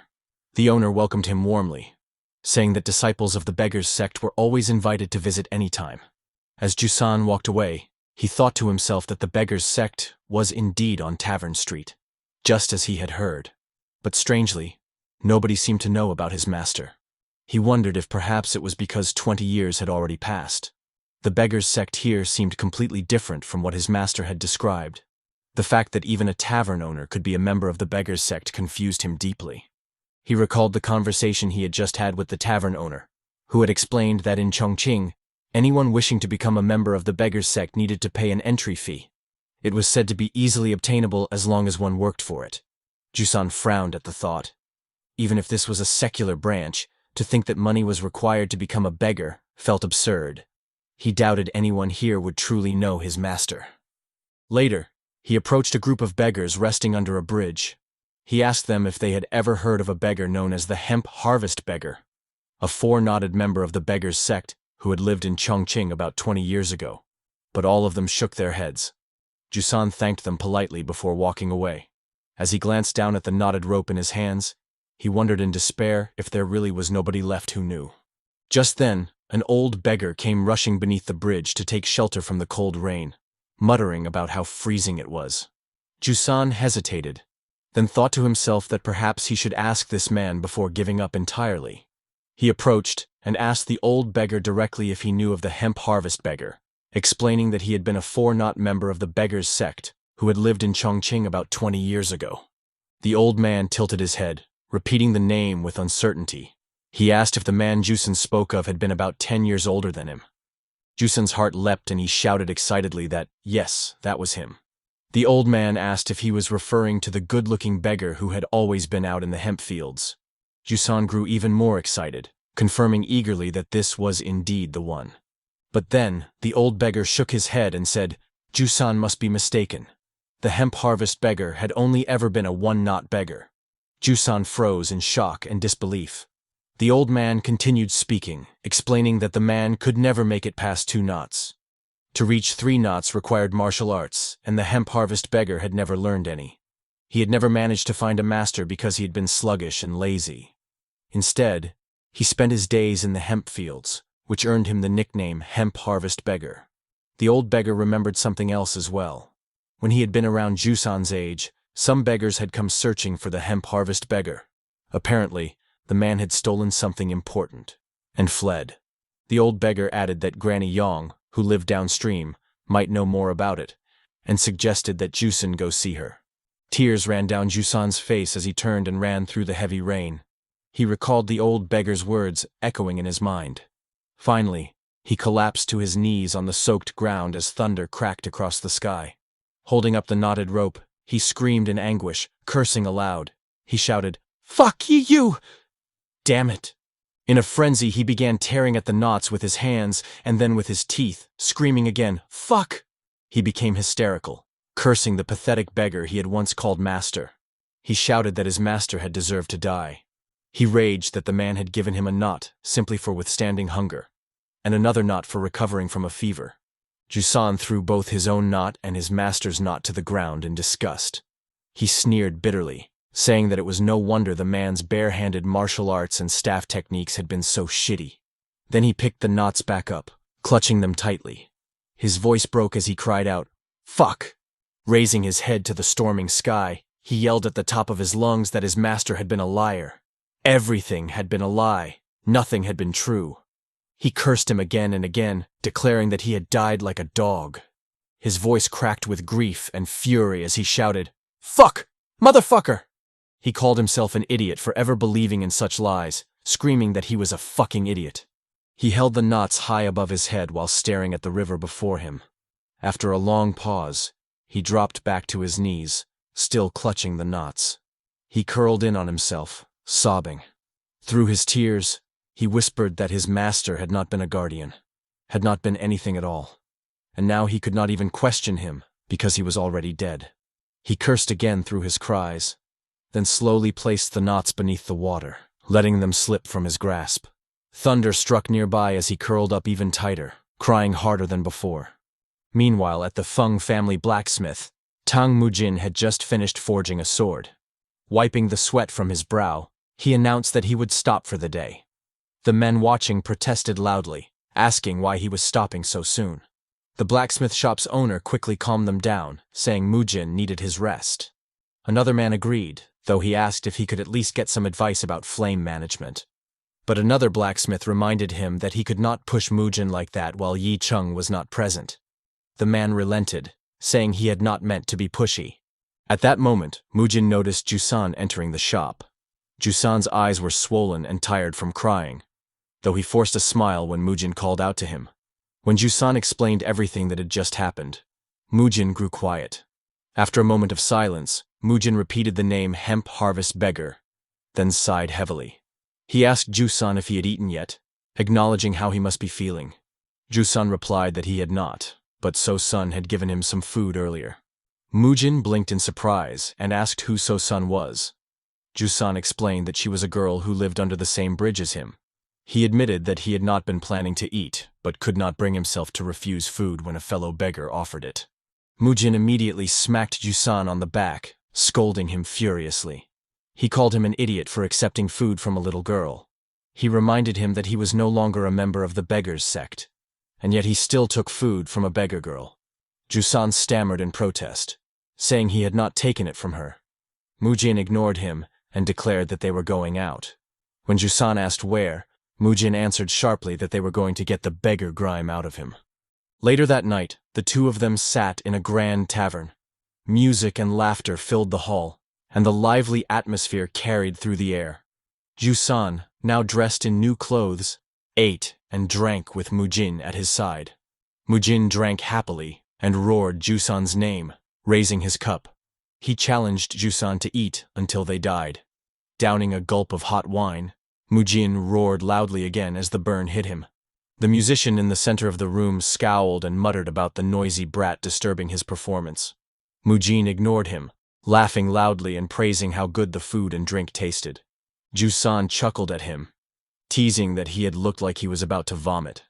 Mujin puffed out his chest proudly and mocked his own master, boasting that he had not received the title of one of the greatest physicians under the heavens through gambling. Jusan laughed at the remark and warned him that he would get in trouble if Mr. Lee heard him say that. Mujin brushed it off with a laugh, saying Mr. Lee was away at the moment. He warned Jusan that if he left any food behind, he would be struck in the chest with a rat palm strike. Jusan laughed again, and Mujin told him to just drink. The night continued with the two of them eating and drinking until their bellies were near bursting. Both wore wide smiles of satisfaction. Eventually, Jusan leaned back and admitted he could not eat anymore. Mujin agreed with a chuckle. Jusan asked how payment worked, confessing that he had never paid for anything in his life since he had lived as a beggar. Mujin burst into laughter and explained mockingly that you paid with money, calling him a fucking beggar. Jusan laughed too, but then asked how much it would cost since he had no money. Mujin admitted that he had no money either. The two chuckled at their shared poverty, but suddenly realization hit Jusan. He jumped to his feet and slammed the table, shocking everyone around him as he shouted in alarm. He demanded to know what they were going to do, crying out that they had no money. He scolded Mujin, asking what he had been thinking, since the beggars' sect ran the tavern. Mujin, drunk and swaying, only smirked and said so what. He declared boldly that he was one of the three greatest physicians under the heavens, the eccentric physician Li Chung. Jusan panicked and begged him to stop messing around. Mujin cleared his throat and declared that someone like him need not worry about such things. He burst into loud, booming laughter that echoed through the tavern. In an instant, Mujin disappeared from his seat and reappeared behind the musician. Smiling widely, he held a bottle of liquor in one hand and pulled a knife from his sleeve with the other. As Mujin raised his knife, the musician became alarmed. Without warning, Mujin slashed the blade toward the wooden wall. Jusan immediately yelled in shock, demanding to know what he was doing. The people around them burst into laughter, mistaking his actions for drunken antics. They shouted that the young lad was really drunk and urged him to keep going. One of the attendants called out in panic, asking Mujin what he was doing and shouting "Sir" repeatedly. Mujin slowly turned his gaze toward the attendant with a chilling glare. Terrified, the attendant cried for the guards to hurry and do something. Mujin smirked darkly and continued to strike the wooden wall with his knife. When the guards arrived, one of them shouted at him, demanding to know who he thought he was and ordering him to get down immediately, insisting he could not cause such a drunken scene there. Mujin ignored the warnings and continued with his actions. The guard yelled again, asking what he thought he was doing. Mujin replied slowly, asking what else it could be, before throwing liquor against the wall to reveal what he had been carving all along. Everyone gasped in surprise at the sight of the beautiful carving. Mujin took a swig from the liquor bottle and stated that he was in the middle of paying and asked if he should stop. Stunned by the sight of the masterpiece, the guard stammered that he was only asking because the music had stopped. He then turned toward the musician and shouted for him to keep playing, saying they could not interrupt Mujin's mood. The musician, clearly annoyed, reluctantly began to play again. The tavern patrons looked on in amazement as Mujin continued carving the wooden wall. After some time, a majestic Buddha statue emerged from the wood. Mujin declared that he would pay his bill for the day with that piece of art. Inwardly, Mujin recalled his master's words. His master had told him that with such skills, countless people would be eager to offer him gratitude wherever he went. Just as his master had said, the effects of the thousand-handed Buddha were extraordinary. Soon, people rushed toward Mujin, offering him riches and begging for him to come to their taverns. One pleaded for him to visit that night, promising that they had butchered a whole young lamb just for him.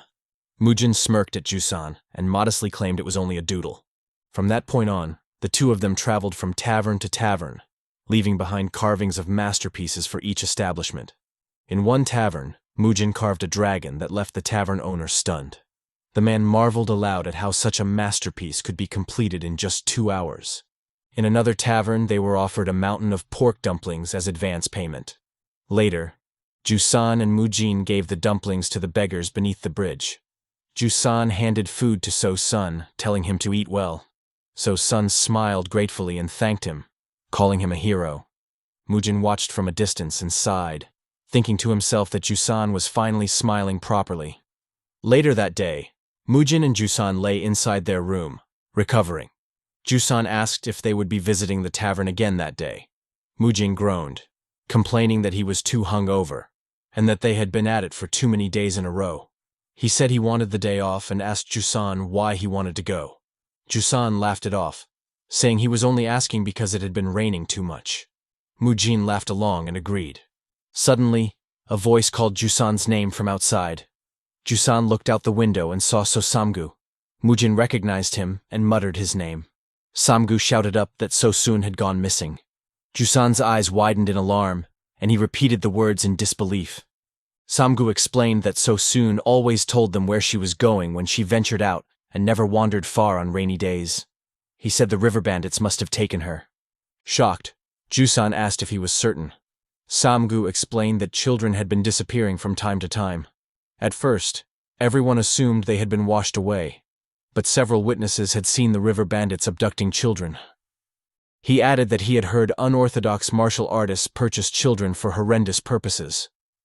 He feared that if So-sun had been captured for such a reason, she might have already been harmed. Jusan placed a hand on Samgu's shoulder and reassured him. He promised to look into it and said he knew someone who could help. He told Samgu not to worry and to hold on a little longer. Grateful, Samgu thanked him. Jusan then went to a tavern where the owner was a member of the beggar sect. He explained the situation, and the tavern owner said he would ask his superiors, but warned Jusan not to expect much. Stunned, Jusan asked what he meant. He argued that as members of the beggar sect, they should act. The tavern owner admitted they must act, but explained that they could not launch an all-out confrontation with the river bandits without solid proof of kidnapping. He added that the timing was dire. Confused, Jusan asked what he meant by season. The tavern owner pointed out that since Jusan was not from the area, he would not know. He explained that the rainy spring season was when every beggar sect member in Chongqing was on high alert. This year, the rainfall was even worse than the last. He pointed out the window, showing the rising waters. He said if the rain continued for a day or two longer, the Yangtze River would undoubtedly flood. He explained that flooding often caused homes to be lost, and deaths were common. To prevent such casualties, the beggar sect was devoting its manpower to stacking barricades, leaving them unable to investigate the bandits. He repeated that he would ask the higher-ups but gave no promises. Later, under the bridge, Jusan relayed what the tavern owner had told him. Samgu grew furious and asked how they could believe such words. He said the beggar sect treated them like animals because they were not members and could not be trusted. Jusan tried to calm him, but Samgu raged that the sect would indeed stack barricades, but only in places where wealthy people lived, with no regard for beggars. He asked bitterly how they could rely on them. Jusan weakly insisted that as martial artists, they should have some sense of justice. Samgu broke into tears, shouting that the river bandits, unorthodox sects, and demonic criminals were all martial artists as well, and none of them had justice. He said in the past decade, there had never been a confrontation between the beggar sect and the river bandits. He argued that they would never risk their lives for a beggar, that they only cared about maintaining their image and status. Jusan recalled the words of his master and the old beggar, who had told him it was time to repay the people for their food, and that he could never surpass 2 knots. Anger filled him, and he clenched his lips. He thought to himself that it had all been a lie. He told himself there was no need to feel guilty. The other beggars under the bridge tried to calm Samgu, but Jusan's thoughts grew darker. He told himself it was not his duty, and that he owed them nothing. He had done more than enough, and his duty had ended in Jewel Village. He told himself that even that duty had been a lie from a beggar. Opening his umbrella, he turned away. As he walked, he passed another beggar wearing a straw hat and cloak. The beggar called out to him, asking if he was the one searching for the hemp harvest beggar. She introduced herself as Granny Yang and asked what relationship he had with Jonggyun. Hearing the name filled Jusan with rage. He thought bitterly that even the name had been a lie. He asked her what about him, adding that he had heard Jonggyun was a petty thief who ran away, and asked if he had stolen something from her. Granny Yang shook her head and said he was not the type to steal. She paused and said perhaps he had stolen a person. Shocked, Jusan repeated her words. She explained that about 20 years earlier, there had been an internal conflict within the beggar sect between the secular and traditional factions. She said the red-faced old beggar of the secular faction was now vice leader of the headquarters. But at the time, the Willow Hill beggar of the traditional faction had held that position. She explained that while it might seem trivial whether beggars wore clean or dirty clothes, the growing resentment had boiled over until a fight broke out. During that struggle, the Willow Hill beggar had been killed, and the conflict forced the traditional faction out of Chongqing. She said that was the day the hemp harvest beggar fled with the Willow Hill beggar's son. Jusan asked what the man's real name had been. Granny Yang answered that his name was Hong Jung. Jusan fell silent.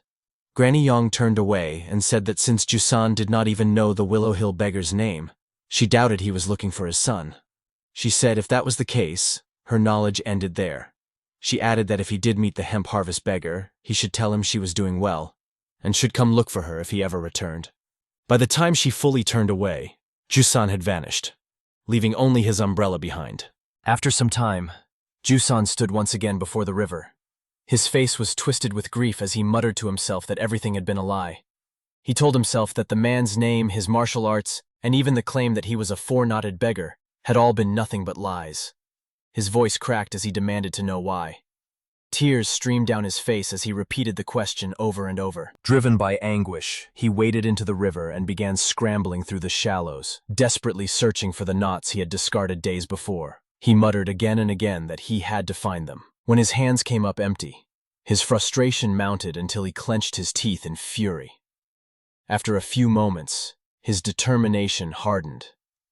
He prepared himself, then dove into the deeper waters. Under the surface, Jusan's mind replayed the memories of his time with Elder Honggyun. He remembered how the 4 knots of the Guardian of Beggar's Mountain were tied as a symbol of duty.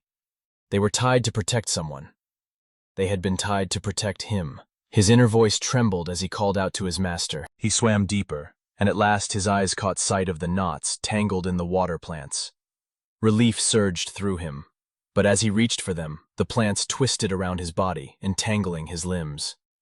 He struggled frantically, trying to break free and rise to the surface, but the plants held tight.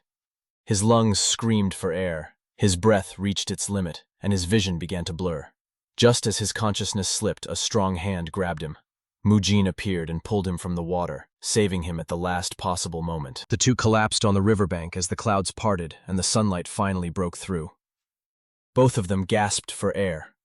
Mujin cursed furiously at him, shouting that he must have some impulsive desire to dirty his clothes and calling him an idiot for swimming in such weather. Jusan lay still for a moment, clutching the knots tightly in his hand. Then, in a burst of laughter, he laughed aloud, almost hysterically. After catching his breath, he stood, still gripping the knots as if they were his lifeline.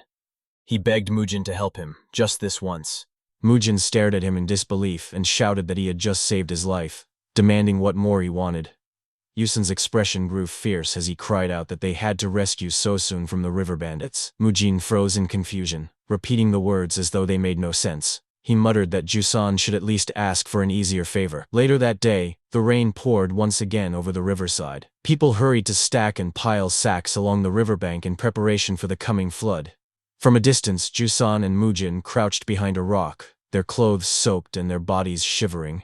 Mujin grumbled bitterly that Jusan could not have chosen an easier task.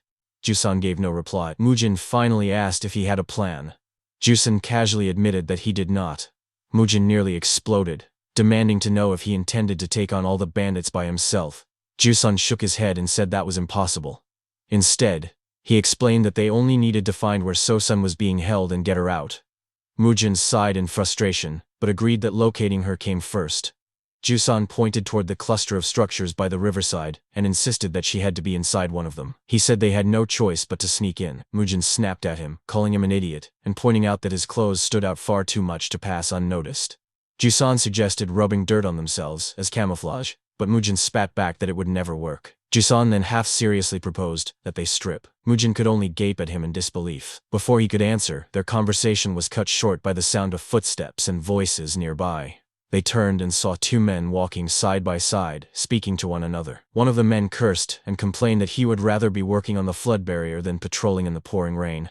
The other replied that being scolded by their leader was worse. Startled, Jusan and Mujin immediately ducked behind a large rock beside a wooden bridge. Both muttered under their breath that they were fucked. Mujin's eyes followed the two approaching men carefully. He thought to himself in alarm that the river bandits actually had organized patrol teams, and he knew that fighting here would be a terrible idea. His body trembled from the tension. He told himself they only needed to wait for the patrol to pass. The footsteps grew louder as the two bandits approached the wooden bridge. The tension in Mujin's chest rose with every step. He realized they would be spotted for sure if they stayed where they were. He considered diving under the bridge, but it was too small to fit both of them. At that moment, Jusan moved quickly under the bridge and used hand signals to direct Mujin. Mujin, surprised by how clear the signals were, understood them immediately. He realized the plan was for him to stay hidden behind the rock while Jusan remained beneath the bridge. Mujin nodded to confirm. He reassured himself that the sound of the rain would cover any noise, and he even admitted inwardly that Jusan could be unexpectedly clever in situations like this. The two river bandits crossed the wooden bridge. Mujin pressed himself tightly against the rock, perfectly concealed. At a distance, Jusan gave him a nod and a thumbs up. Mujin smiled faintly and returned the gesture. He thought to himself with relief that it was going smoothly, and even chuckled at how easy sneaking in was turning out to be. But before the two bandits could completely cross the bridge, Jusan suddenly vanished from his hiding place.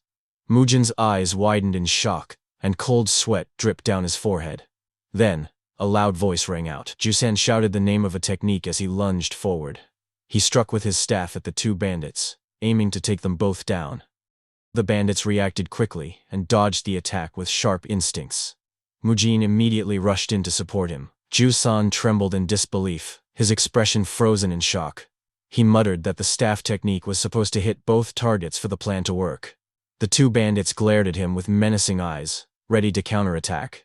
From the distance, Mujin looked at Jusan with exasperation and muttered under his breath, calling him a retard. The river bandit growled fiercely in Jusan's face, demanding to know why he was blocking an elder's path. He shouted that if Jusan did not move, he would poke a hole straight through his skull. Jusan was still stunned, unable to reply, staring blankly at the man as his words faltered. Before the bandit could act, Mujin drew his sword and yelled loudly for Jusan to snap out of it and get up, calling him an idiot. The river bandit noticed Mujin and barked angrily, realizing another one had been lying in wait. He mocked them both as arrogant brats. Then the bandit lunged at Mujin, shouting that he was still wet behind the ears and that he would finish him. Mujin's heart pounded in fear. In his mind, he admitted it felt as if he were running straight towards a cliff, but he reminded himself he could not back down. As he tried to gather his resolve, he recalled his master's teachings. He remembered Li Cheng's voice instructing him to read the Turo. Turo was a horizontal slash, a wide swing that carved open empty space. His master had told him to lower his stance, to dive in, and to use 3 feints by raising the blade vertically. When the opponent faltered, he was to aim straight for the heart. As the river bandit closed the distance, Mujin prayed silently that everything would go just as planned. He struck the first feint, his blade swinging, while the bandit slashed horizontally. Mujin ducked lower and then drove his sword upward. The blade pierced through the straw hat and into the bandit's neck. Mujin froze in shock, unable to believe what he had just done. His body shook uncontrollably. As the bandit collapsed, his final word left his lips. He called out a master before dying. Later Yusan called out to him, pointing out that there was still blood on his face. Mujin, still in a daze, wiped it away and muttered a distracted thanks. Soon after, the two of them crouched in the corner near the riverside houses, wearing the straw hats and cloaks of the bandits they had killed. Jusan reasoned that nobody would be around since most of them were building embankments. He insisted that while the river bandits were busy, they needed to check every house one by one. He hoped they would not all come pouring out at once. Mujin answered absently, still unfocused, wiping his clothes with his hand. Jusan tapped his shoulder and scolded him,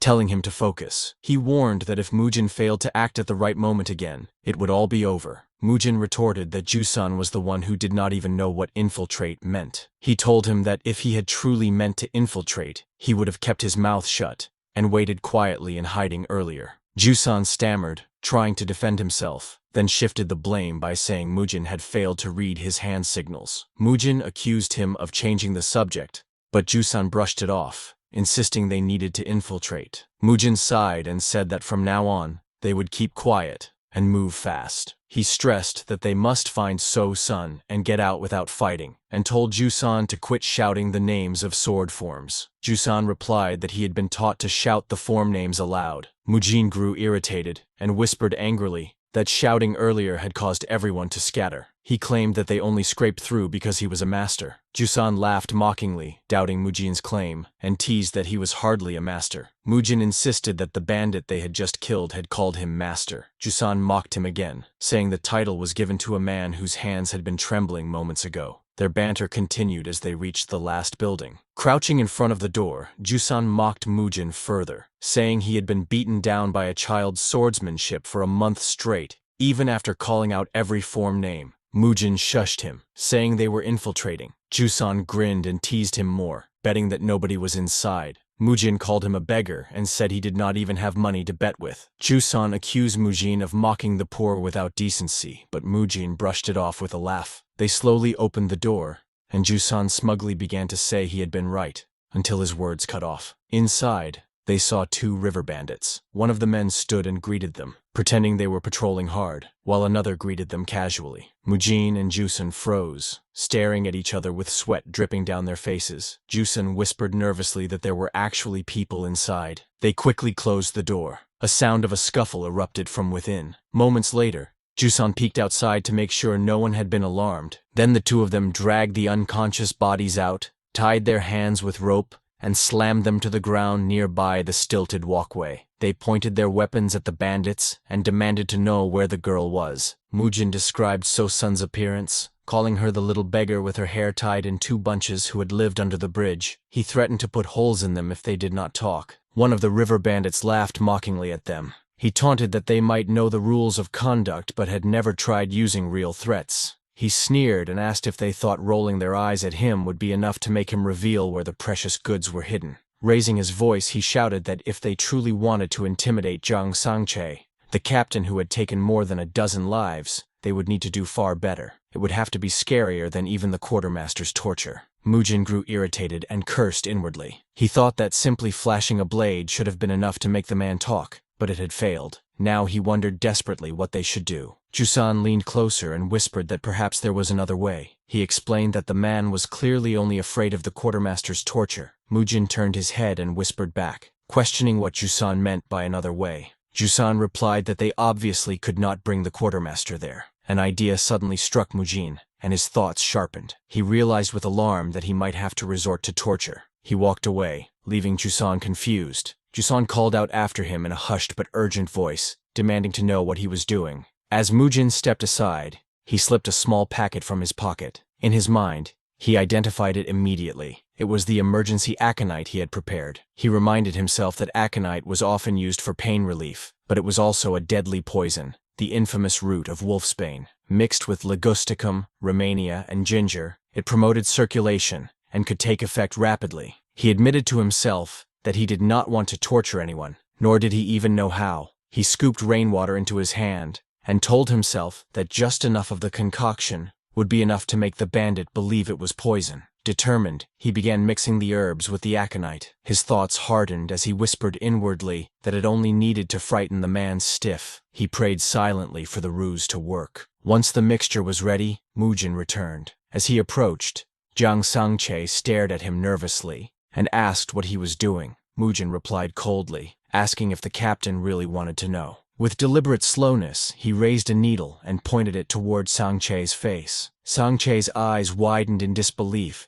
as he muttered that it was a needle. Mujin's presence turned chilling. He told him that since he feared the quartermaster's torture above all else, he might as well test his. Mujin declared that everyone who had ever been struck with this needle had felt the blood vessels in their limbs tear apart in unbearable agony before death. He said it hurt much worse than being pierced with a sword, and even added that the patrolling bandit they had killed earlier had died in that exact way. Leaning closer, he asked if the man wanted to talk. He held the needle only an inch away from Sangchai's eye. The captain tried to act tough, laughing nervously and accusing Mujin of bluffing. He insisted that a mere sword user would never know poison techniques. Mujin snapped back, shouting for him to see for himself whether it was a bluff. Inside, however, his mind was racing. He cursed under his breath, realizing that the captain was actually forcing him to go through with it. He had not measured the dosage, so even he did not know how the poison would work. If it was too weak, Sangchai would just shut his mouth tighter, and Mujin would be completely ruined. With no other choice, Mujin jabbed the needle into Jiang Sangchai's chest. Sangchai trembled violently, trying to brush it off and muttering that nothing was happening. Then, in an instant, blood spewed from his mouth. The other river bandit screamed in terror, calling out desperately to his captain. Sangchai's body convulsed uncontrollably, until finally, after several moments, he collapsed, lifeless on the ground. Mujin froze in shock. His eyes went wide, and he muttered in disbelief that the man was dead. The remaining bandits stared at his fallen captain, his entire body shaking. Mujin seized him by the neck and glared into his eyes with a terrifying presence. He told him that if he thought it was not a bluff either, then he had better speak properly. He demanded to know where the girl was. The bandit broke down completely. With a trembling voice, he confessed that she was inside the cave. As Mujin and Jusan made their way toward the cave, Mujin's thoughts weighed heavily on his mind. He reflected on his actions, one life taken with a sword, another taken through medicine. He told himself that he had killed 2 people. When they arrived outside the cave, Mujin grabbed a torch from nearby, and together they pressed deeper inside. His inner thoughts continued to haunt him. He had killed one man with a sword to save Jusan, and another with medicine to save So-sun. He justified it to himself, saying he had no choice. One killing was intentional, the other a mistake, but he still questioned whether it had truly been a mistake. The silence was broken when Jusan glanced at him and hesitantly asked about the man with the scars, wondering if Mujin had messed up. Mujin paused, trembling, before answering defensively. He snapped that the man had admitted himself to killing over 10 people, and such a man deserved death. He confessed that it might have been a mistake, but he did not regret it. He urged Jusan to focus on finding So-sun so they could leave quickly, saying the rain had already soured his mood.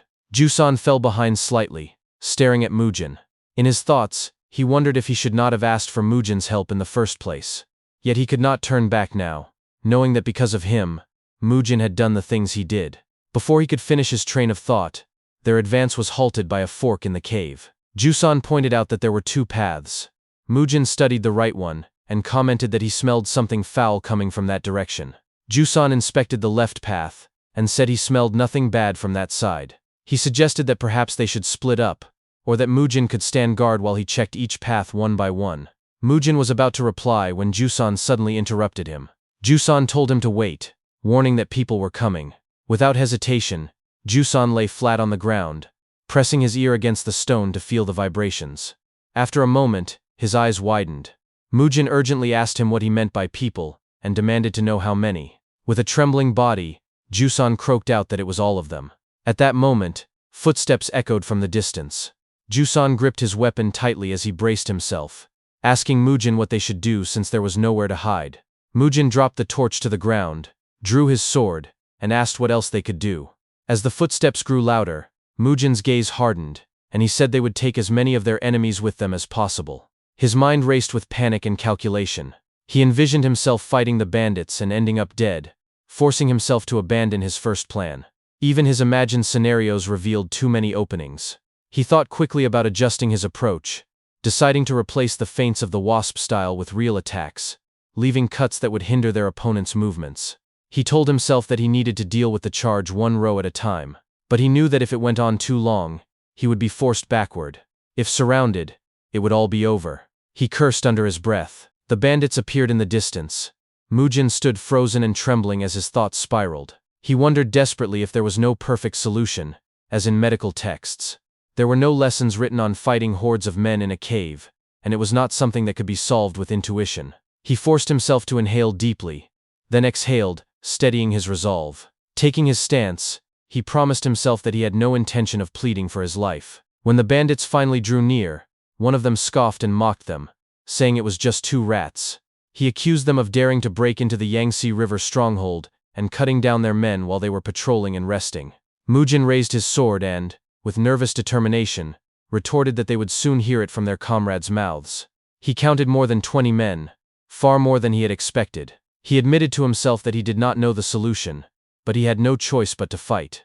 The bandit leader sneered and repeated Mujin's words to the others, telling them to wipe out the intruders before their leader returned. With a chilling grin, he gave the order, and the bandits roared as they charged. Jusan and Mujin braced themselves for the fight. Mujin clenched his lips and gripped his sword tightly. His thoughts sharpened. He had no time for fear. There was only one solution: kill in order to survive. He resolved to cut them down one row at a time. With a cry, he leapt forward, swinging his blade with all his strength. His sword struck 2 men at once, but he cursed himself for losing control and swinging too broadly. Another pair of bandits rushed at him, and he realized there was no way out. If he stopped here, he would die. Suddenly a thunderous roar echoed through the cave. Jusan cried out the name of his attack, Half-Wrecking Claw, and leapt high into the air. His weapon crashed down, cutting down the 2 bandits who had been about to overwhelm Mujin.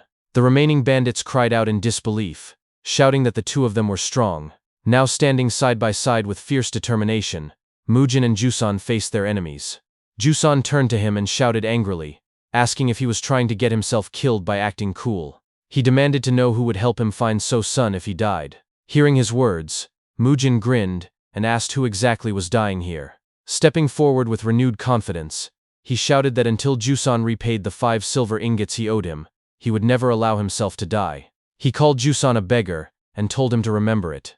One of the bandits screamed in rage, commanding his men not to give the 2 any time to recover and to keep pressing forward. Another horde surged toward them, and the battle raged on. The sound of weapons clashing and the screams of the fallen echoed through the cave.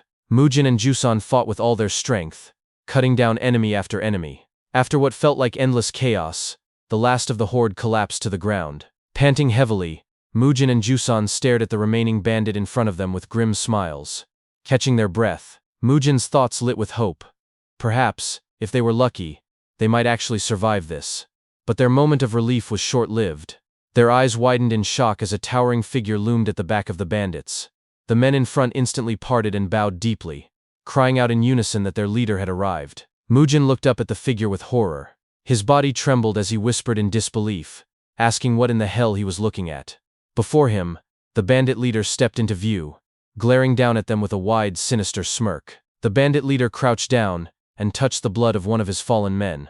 With a dark grin, he muttered that many fools had attempted to raid the Yangtze River stronghold. He raised his finger, tasted the blood, and said that after killing them all, he had grown rather bored with the lack of challengers. Now, however, he had come across rats who actually knew martial arts. He laughed loudly, the sound echoing through the cave. Mujin and Jusan flinched in horror at the roar, and Mujin quickly realized that there was chi hidden in the man's laugh. His mind froze as he judged that the bandit leader was at least a first-rate fighter. Jusan, however, shouted in defiance, telling the man to shut up. He hurled insults, calling him a filthy beggar with an axe who only knew how to talk big. He declared that such a beggar, who had no respect for the proper martial code, deserved nothing more than a beating. With rage, Jusan lunged forward, weapon in hand, and attacked the bandit leader. The bandit leader smirked and, with ease, waved his hand to meet the strike. He taunted Jusan, asking if he truly thought he was that weak, and told him to stop yelling out his moves. Mujin screamed Jusan's name and rushed to support him, but Jusan staggered as his weapon recoiled. Through gritted teeth, Jusan shouted back that whether he called out his moves or not was his own choice. Spinning mid-air, he prepared for another strike. The bandit leader's grin widened. He mocked him again, saying it was indeed his choice, if he wanted to die. With that, the axe swung down, ready to split Jusan apart. Jusan's eyes widened in shock, but before the blow could land, Mujin stepped in. His sword intercepted the swing, diverting it just enough to prevent a killing strike, though the axe still grazed Jusan's shoulder, tearing a piece of cloth. With a scoff, the bandit leader followed with a brutal kick that sent both Mujin and Jusan flying back. Though they landed on their feet, both staggered from the blow. Mujin gritted his teeth, holding back nausea. He thought that the man was nothing compared to his master, but his chi was formidable enough to make him feel sick. He told himself he had to minimize contact and end the fight quickly. The bandit leader, however, laughed with unrestrained joy. He declared how much fun this was and demanded they come at him again. He spread his arms wide, asking who would go first. Mujin's heart pounded as he realized there was no way to end this quickly. He wondered whether he should attack from the left or right, but his thoughts were cut short when the man made the decision for them. With a roar, the bandit leader charged. He swung his axe horizontally with terrifying speed, promising he would take it slow so they could last longer. Mujin bent backward to dodge, his mind racing. If this was him taking it slow, then the gust alone from his swings could peel his skin apart. For such a large man, his speed was monstrous, making his trajectories difficult to read. Yet compared to his master's strikes, Mujin could still follow them.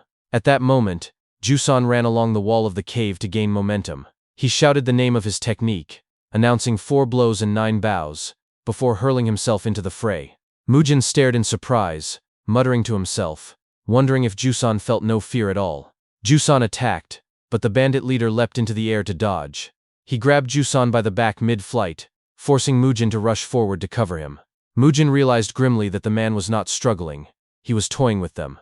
After landing, the bandit leader rammed his knee into Jusan's gut, knocking the air from him. Mujin's thoughts hardened. To this monster, they were nothing but rats in front of a cat.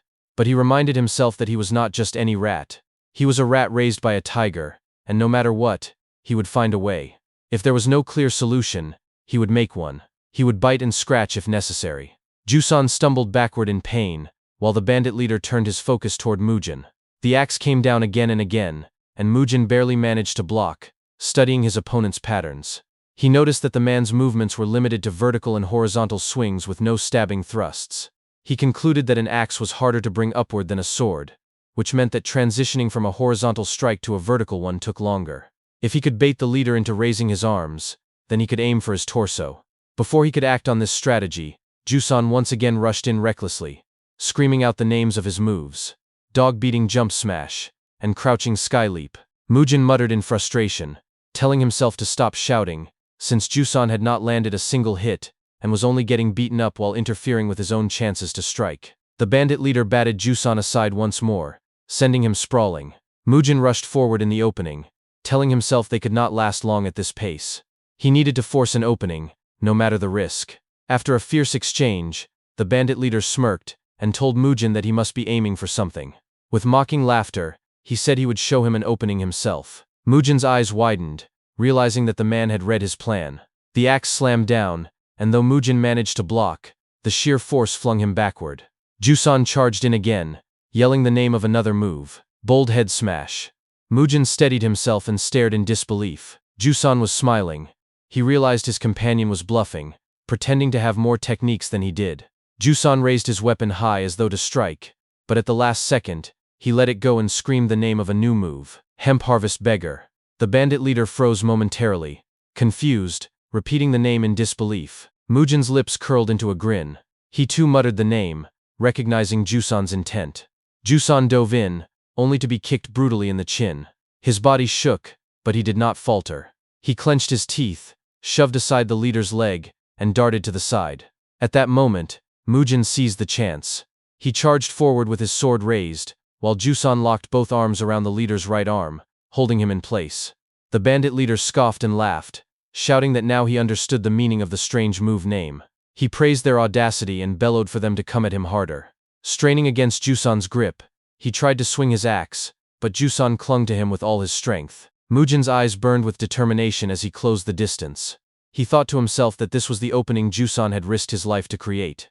Even if he died here, he would make sure the strike connected. He told himself he would leave the rest to the red beggar. With that, he swung his sword in a powerful horizontal arc, aiming directly for the bandit leader's neck. Mujin's strike landed cleanly, severing the bandit leader's head in one decisive blow.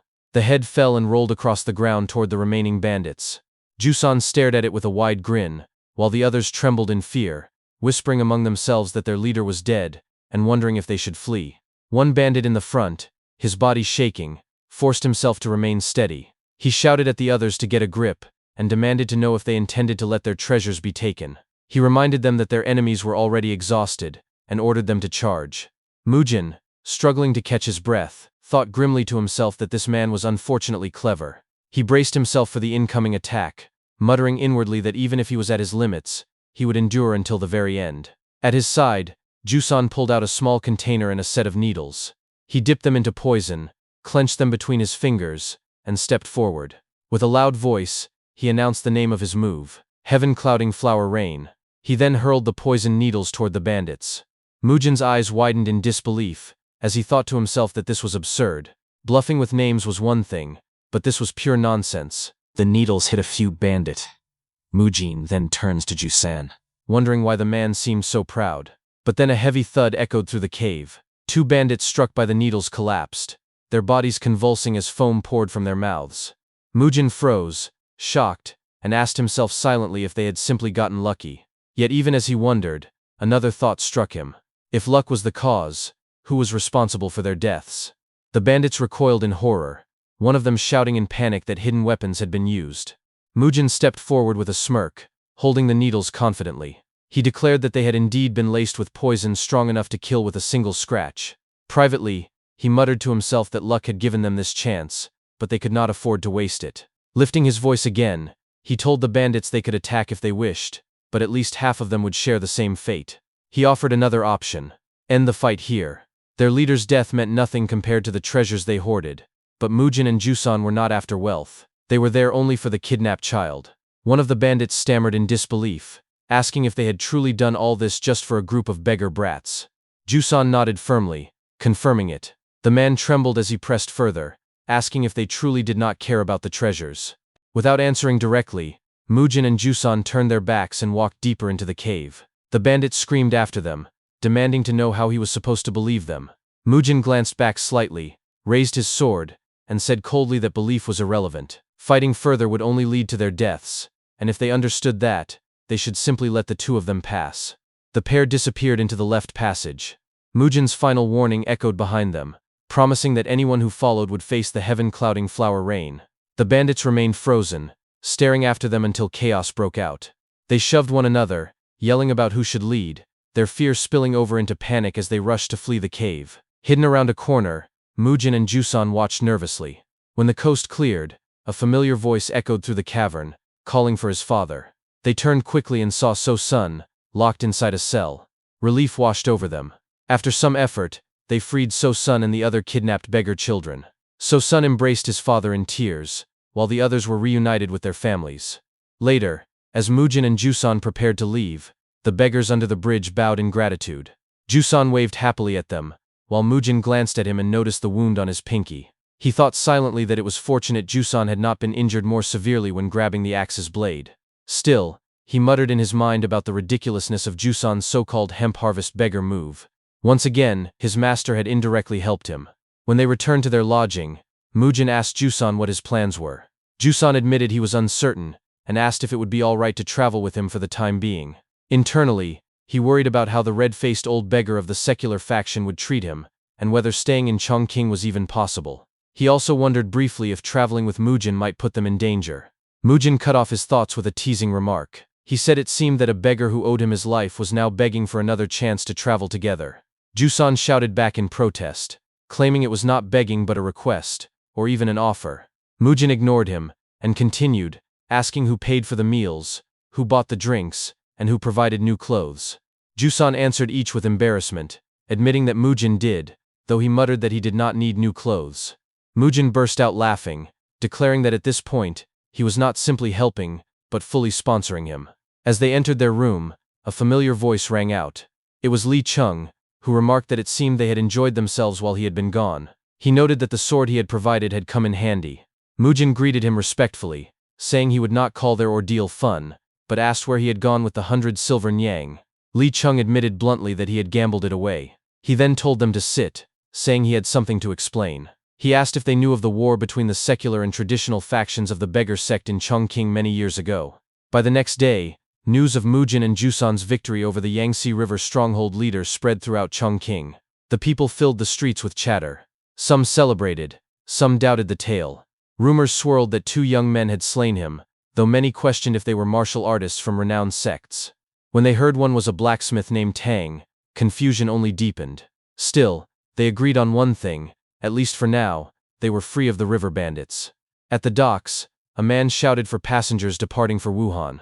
By the time Mujin boarded, 2 weeks had passed since they had left Chongqing, and the story of the stronghold had spread far and wide. On the deck of the ship, Mujin reflected that their unexpected struggle for survival had paid off. He recalled the merchants who had shown gratitude, covering their fare and gifting them gold. Yet, as he unsheathed his sword, he thought that the true reward was realizing how often power was needed unexpectedly. If he had neglected training in the black tortoise cultivation method, he would not have survived, not against the stronghold leader, and not even against the lackeys. With 2 weeks left aboard the ship, he resolved to make the most of the time, training until he could keep his balance no matter how unsteady the floor became. Mujin began practicing on the deck, his sword slicing through the night air. Nearby, Jusan sat watching, muttering to himself in amazement. He wondered when Mujin had become so strong, noting that he had already lost 7 or 8 sparring matches since they left Chongqing. Mujin ignored him, his mind focused on his goal of becoming one with his weapon, the soul-severing sword. His training was interrupted when applause echoed from nearby. Startled, Mujin turned and saw a man clapping politely. The man bowed with a smile, apologizing for intruding. He explained that he had only come to admire the moon, and had accidentally witnessed Mujin's training. He bowed again, saying he should not have watched without permission. Mujin returned the bow, startled to realize it was already night. The man then introduced himself as Namgong Myung, and, with a calm smile, asked if Mujin would be interested in a duel. Namgong Myung recalled his journey as he stood on the deck. He introduced himself in thought as the eldest son of the Namgong clan, and a first-rate martial artist.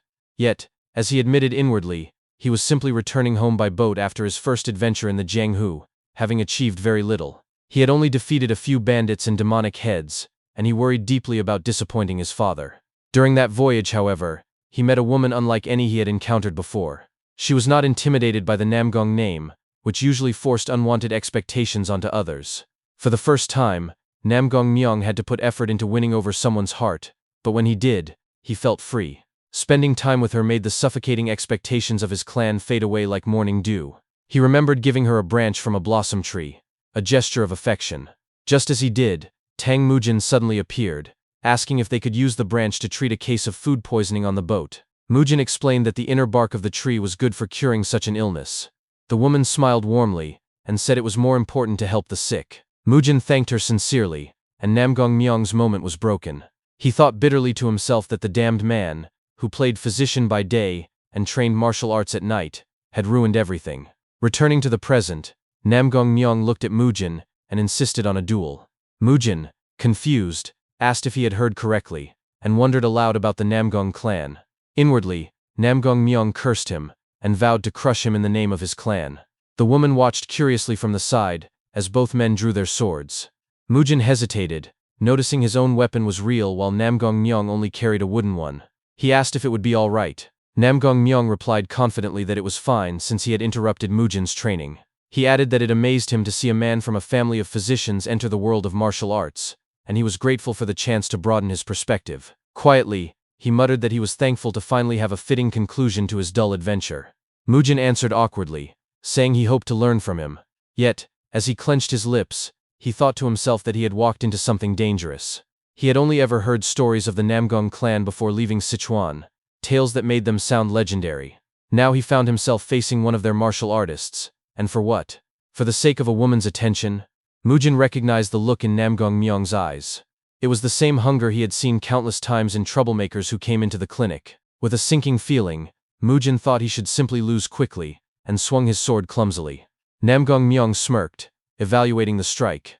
To him, it looked like the attack of a second-rate martial artist, slow and predictable. He judged that at best Mujin might aim for the shoulder after feinting at the head. His desire to crush him faded, but he decided he should at least teach the man a lesson.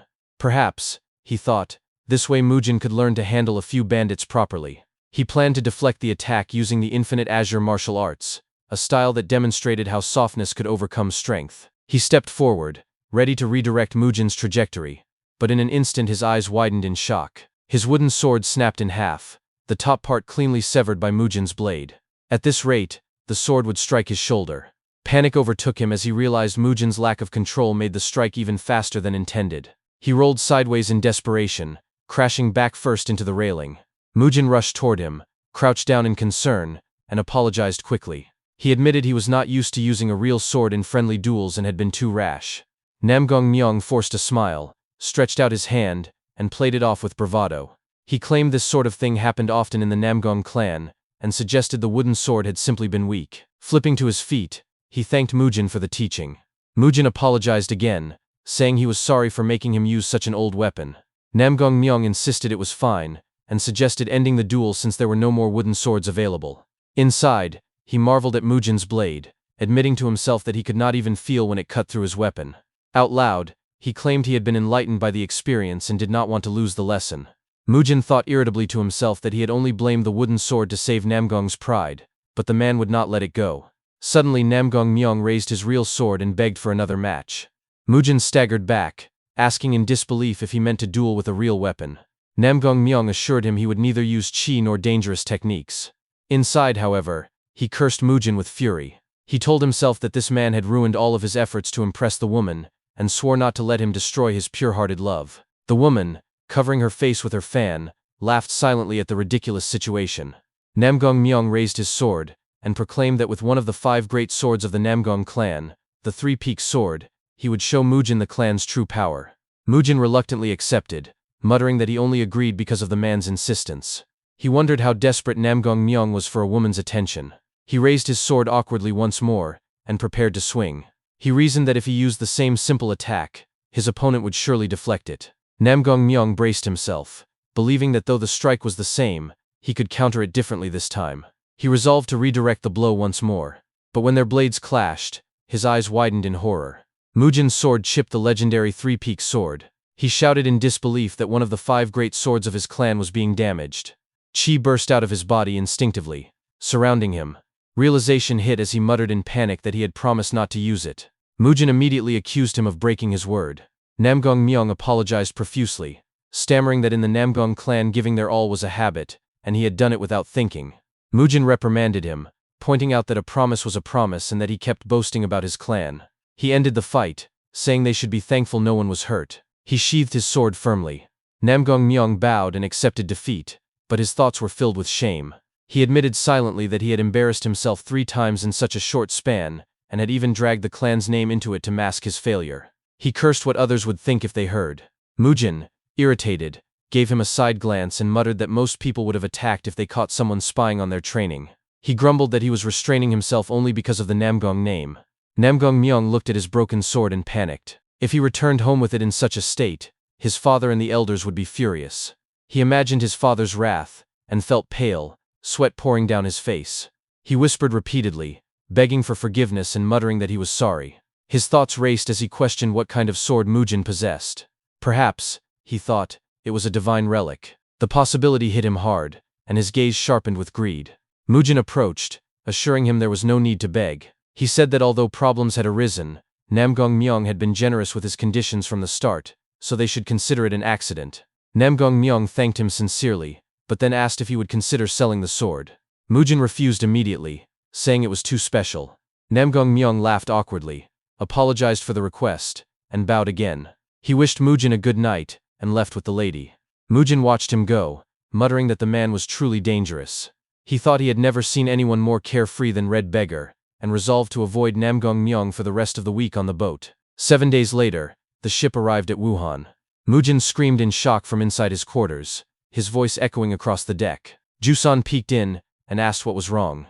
Mujin stood trembling with rage, his face twisted with anger, as he cursed loudly. Somewhere else, Namgong Myung rode a horse at full speed, laughing with delight. He shouted that he had obtained a divine sword, and declared his first adventure in the Jianghu a success. At the Namgong clan estate, a stableman was leading a horse toward the stable. He fed it while chuckling, telling the animal that eating so quickly would only give it a stomachache. He wondered aloud just how hard it had run and noted that its hindquarters and stomach were caked with dirt. From this, he guessed that young Master Myung must have gotten quite dirty as well. The man then muttered to himself, hoping that the clan head would be pleased with the young master's first travels. It would be unfortunate, he said, if the boy ended up punished after finally returning home. Meanwhile, at the Dragon Ascent Pavilion, Namgong Myung stood outside covered in dirt with the stolen sword strapped to his back. He tilted his head toward the sky as though to gather courage. After a moment, he patted the dirt off his clothes, slapped both cheeks to ready himself, and exhaled deeply. With a sudden surge of determination, he slammed the door open and shouted for his father, announcing his return from his first ventures through the Jianghu. Inside, 3 elders stood together, their eyes fixed on him. Namgong Myung dropped to his knees, placed the stolen sword in front of him, and raised it high with trembling hands. He declared loudly that there was something he urgently needed to present. His father stepped forward, gazing down at him with stern eyes. He said that indeed, this was something Myung must show him as soon as he returned, but asked if his supposed success had been so great that he would dare to intrude in the middle of a meeting with the elders. Bowing his head in shame, Namgong Myung extended the sword. His body shook as he offered it, and after a pause, his father reached down and took it from him. Later that night, the Namgong clan held a celebration to commemorate Myung's supposed achievements. Outside the annex, Li Chung spoke casually to Mu Jin. He mocked the occasion, saying it was a feast for a man's first ventures through the Jianghu, and then revealed that Namgong Myung was none other than the son of Namgong Jinchan. Mu Jin froze, shocked, and stammered in disbelief. He asked if Li Chung truly meant Namgong Jinchan, the sword spirit, one of the 6 supremes. Li Chung confirmed it, remarking that this was exactly why such an extravagant feast was being held. He added coldly that Myung had stolen Mu Jin's sword. The 3 of them entered the annex to join the gathering. Mu Jin clenched his teeth in anger, asking aloud how anyone could be proud of theft. Li Chung laughed and told him that Myung would never admit he had stolen the sword from an innocent man. He would instead tell his father that he had obtained it through some fortunate stroke of luck. Mu Jin gritted his teeth harder, fury flashing in his eyes, and cursed Myung as damned. Li Chung cut him off, saying this was actually a good thing. A feast full of witnesses, he explained, was the perfect opportunity to expose a thief whose father was none other than the sword spirit himself. Mu Jin asked nervously if Li Chung had a plan. Li Chung scoffed, and replied that no half-formed plan could ever work on the sword spirit, a transcendent master of the pinnacle realm and the head of the greatest martial clan in all of Murim. Mu Jin then suggested that perhaps it would be better to wait until the feast was over, since taking action now could ruin the event and create a grudge. Li Chung shook his head and told him he was being too innocent. He explained that prestigious clans thought in an entirely different way from people like them.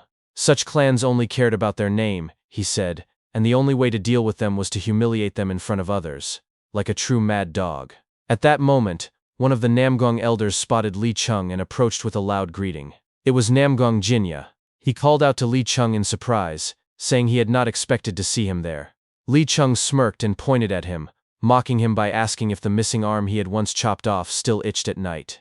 Jinya ignored the taunt and explained for Mu Jin's benefit that Li Chung had amputated it to stop the spread of poison. He then remarked that he had never seen Li Chung travel with a companion before, and asked who the young man with him was. Li Chung gestured toward Mu Jin and explained that he was a physician who had ended up traveling with him. He added that Mu Jin had some business to resolve with the Namgong family as well. Jinya, curious, repeated the word business with suspicion. Before anything further could be said, a loud announcement echoed throughout the annex. The clan head Namgong Jinchan entered with Namgong Myung and one of the elders at his side. The crowd erupted into cheers as the announcer proclaimed their arrival. Jinchan and Myung stepped forward, Myung carrying a container that held the stolen sword. They displayed it proudly before the crowd. Jinchan raised his voice, thanking everyone for joining the celebratory feast of his son's first venture into the Murim. He admitted his son was still inexperienced, but declared that during his journey, by a stroke of luck, he had obtained a divine sword. He called for a ceremonial liquor to be dedicated to the heavens in gratitude, and asked everyone to celebrate this fortune together to ensure the glory of the Namgong clan. The crowd roared their approval, shouting congratulations to the sword spirit, and praising Namgong Myung for performing many acts of justice. At the front, Namgong Myung stood proudly beside his father with a smug smile on his face as he drank. Near the back, Li Cheng and Mu Jin listened as Namgong Jinya trembled in disbelief. The elder muttered to himself that Myung had told an enormous lie. He clenched his fist and whispered with fear that if his brother discovered the truth, he would destroy Myung's chi core. He added that Jinchan might even go so far as to imprison his own son for life. Mu Jin turned to Li Cheng in shock, whispering if that could really be true. He could not believe that a father would do such a thing, not even to an enemy, let alone his own child. Li Cheng replied coldly that this was simply the weight of the Namgong name. To sully it was such a crime that even a son would be treated as a criminal. He said that all injustices must be endured under the name of the clan, and that was the responsibility of being born into such a prestigious family. Hearing this, Mu Jin muttered under his breath that although he thought Myung was an asshole, he felt guilty knowing that reclaiming his sword might lead to the young master's downfall. At that moment, Namgong Jinya reached out and grabbed Mu Jin's hand. He begged him to overlook the mistake just this once, and promised that he would personally compensate him in Myung's place. Mu Jin stammered in confusion, but before he could answer, Li Cheng stepped in with a cold voice. He told Jinya not to be ridiculous, saying that by making such a request of a young man, Jinya was essentially making a threat. He asked what kind of clan, one that worshipped the sword above all else, would ever demand that a martial artist forgive the theft of his sword. Jinya turned to Li Cheng and asked if Mu Jin was not just a physician. Then he laughed, realizing that as Li Cheng's companion, Mu Jin must also be a martial artist. He lowered his head to Mu Jin and admitted that the decision lay with him. He apologized and asked him to consider again, saying that all Myung had done was try to earn his father's approval. Li Cheng cut him off once more, his words sharp. He asked if Jinya had forgotten about karma, warning that Myung's sins and skills were his own responsibility. He said he understood Jinya's worry for his nephew, but reminded him that the Namgong clan was the very family Jinya and his brother had devoted their lives to protecting. He demanded to know if Jinya intended to allow a child who hid behind the clan's name to become its next head. If not, then he told him bluntly not to interfere. Li Cheng then strode into the center of the annex. Qi radiated from his body as he lifted his leg high. Mu Jin and Jinya both gasped in shock, watching as Li Cheng slammed his foot down with tremendous force. The floor cracked beneath the impact, and a shockwave rippled through the hall, forcing people to stumble back. Cries of alarm filled the air, with one voice shouting in panic, demanding to know who would unleash such a powerful step. The crowd scattered in fear, clearing space around him. At the front, Namgong Jinchan fixed him with a cold, commanding stare. Li Cheng grinned at him and called out, saying it had been a long time. He apologized for interrupting the celebration, but declared that he had come to retrieve the sword. Namgong Myung's proud expression immediately twisted into dread upon hearing his words. Li Cheng pointed toward Mu Jin and raised his voice so all could hear. He announced that the blade was called the soul-severing sword, and that it belonged to the young man standing beside him.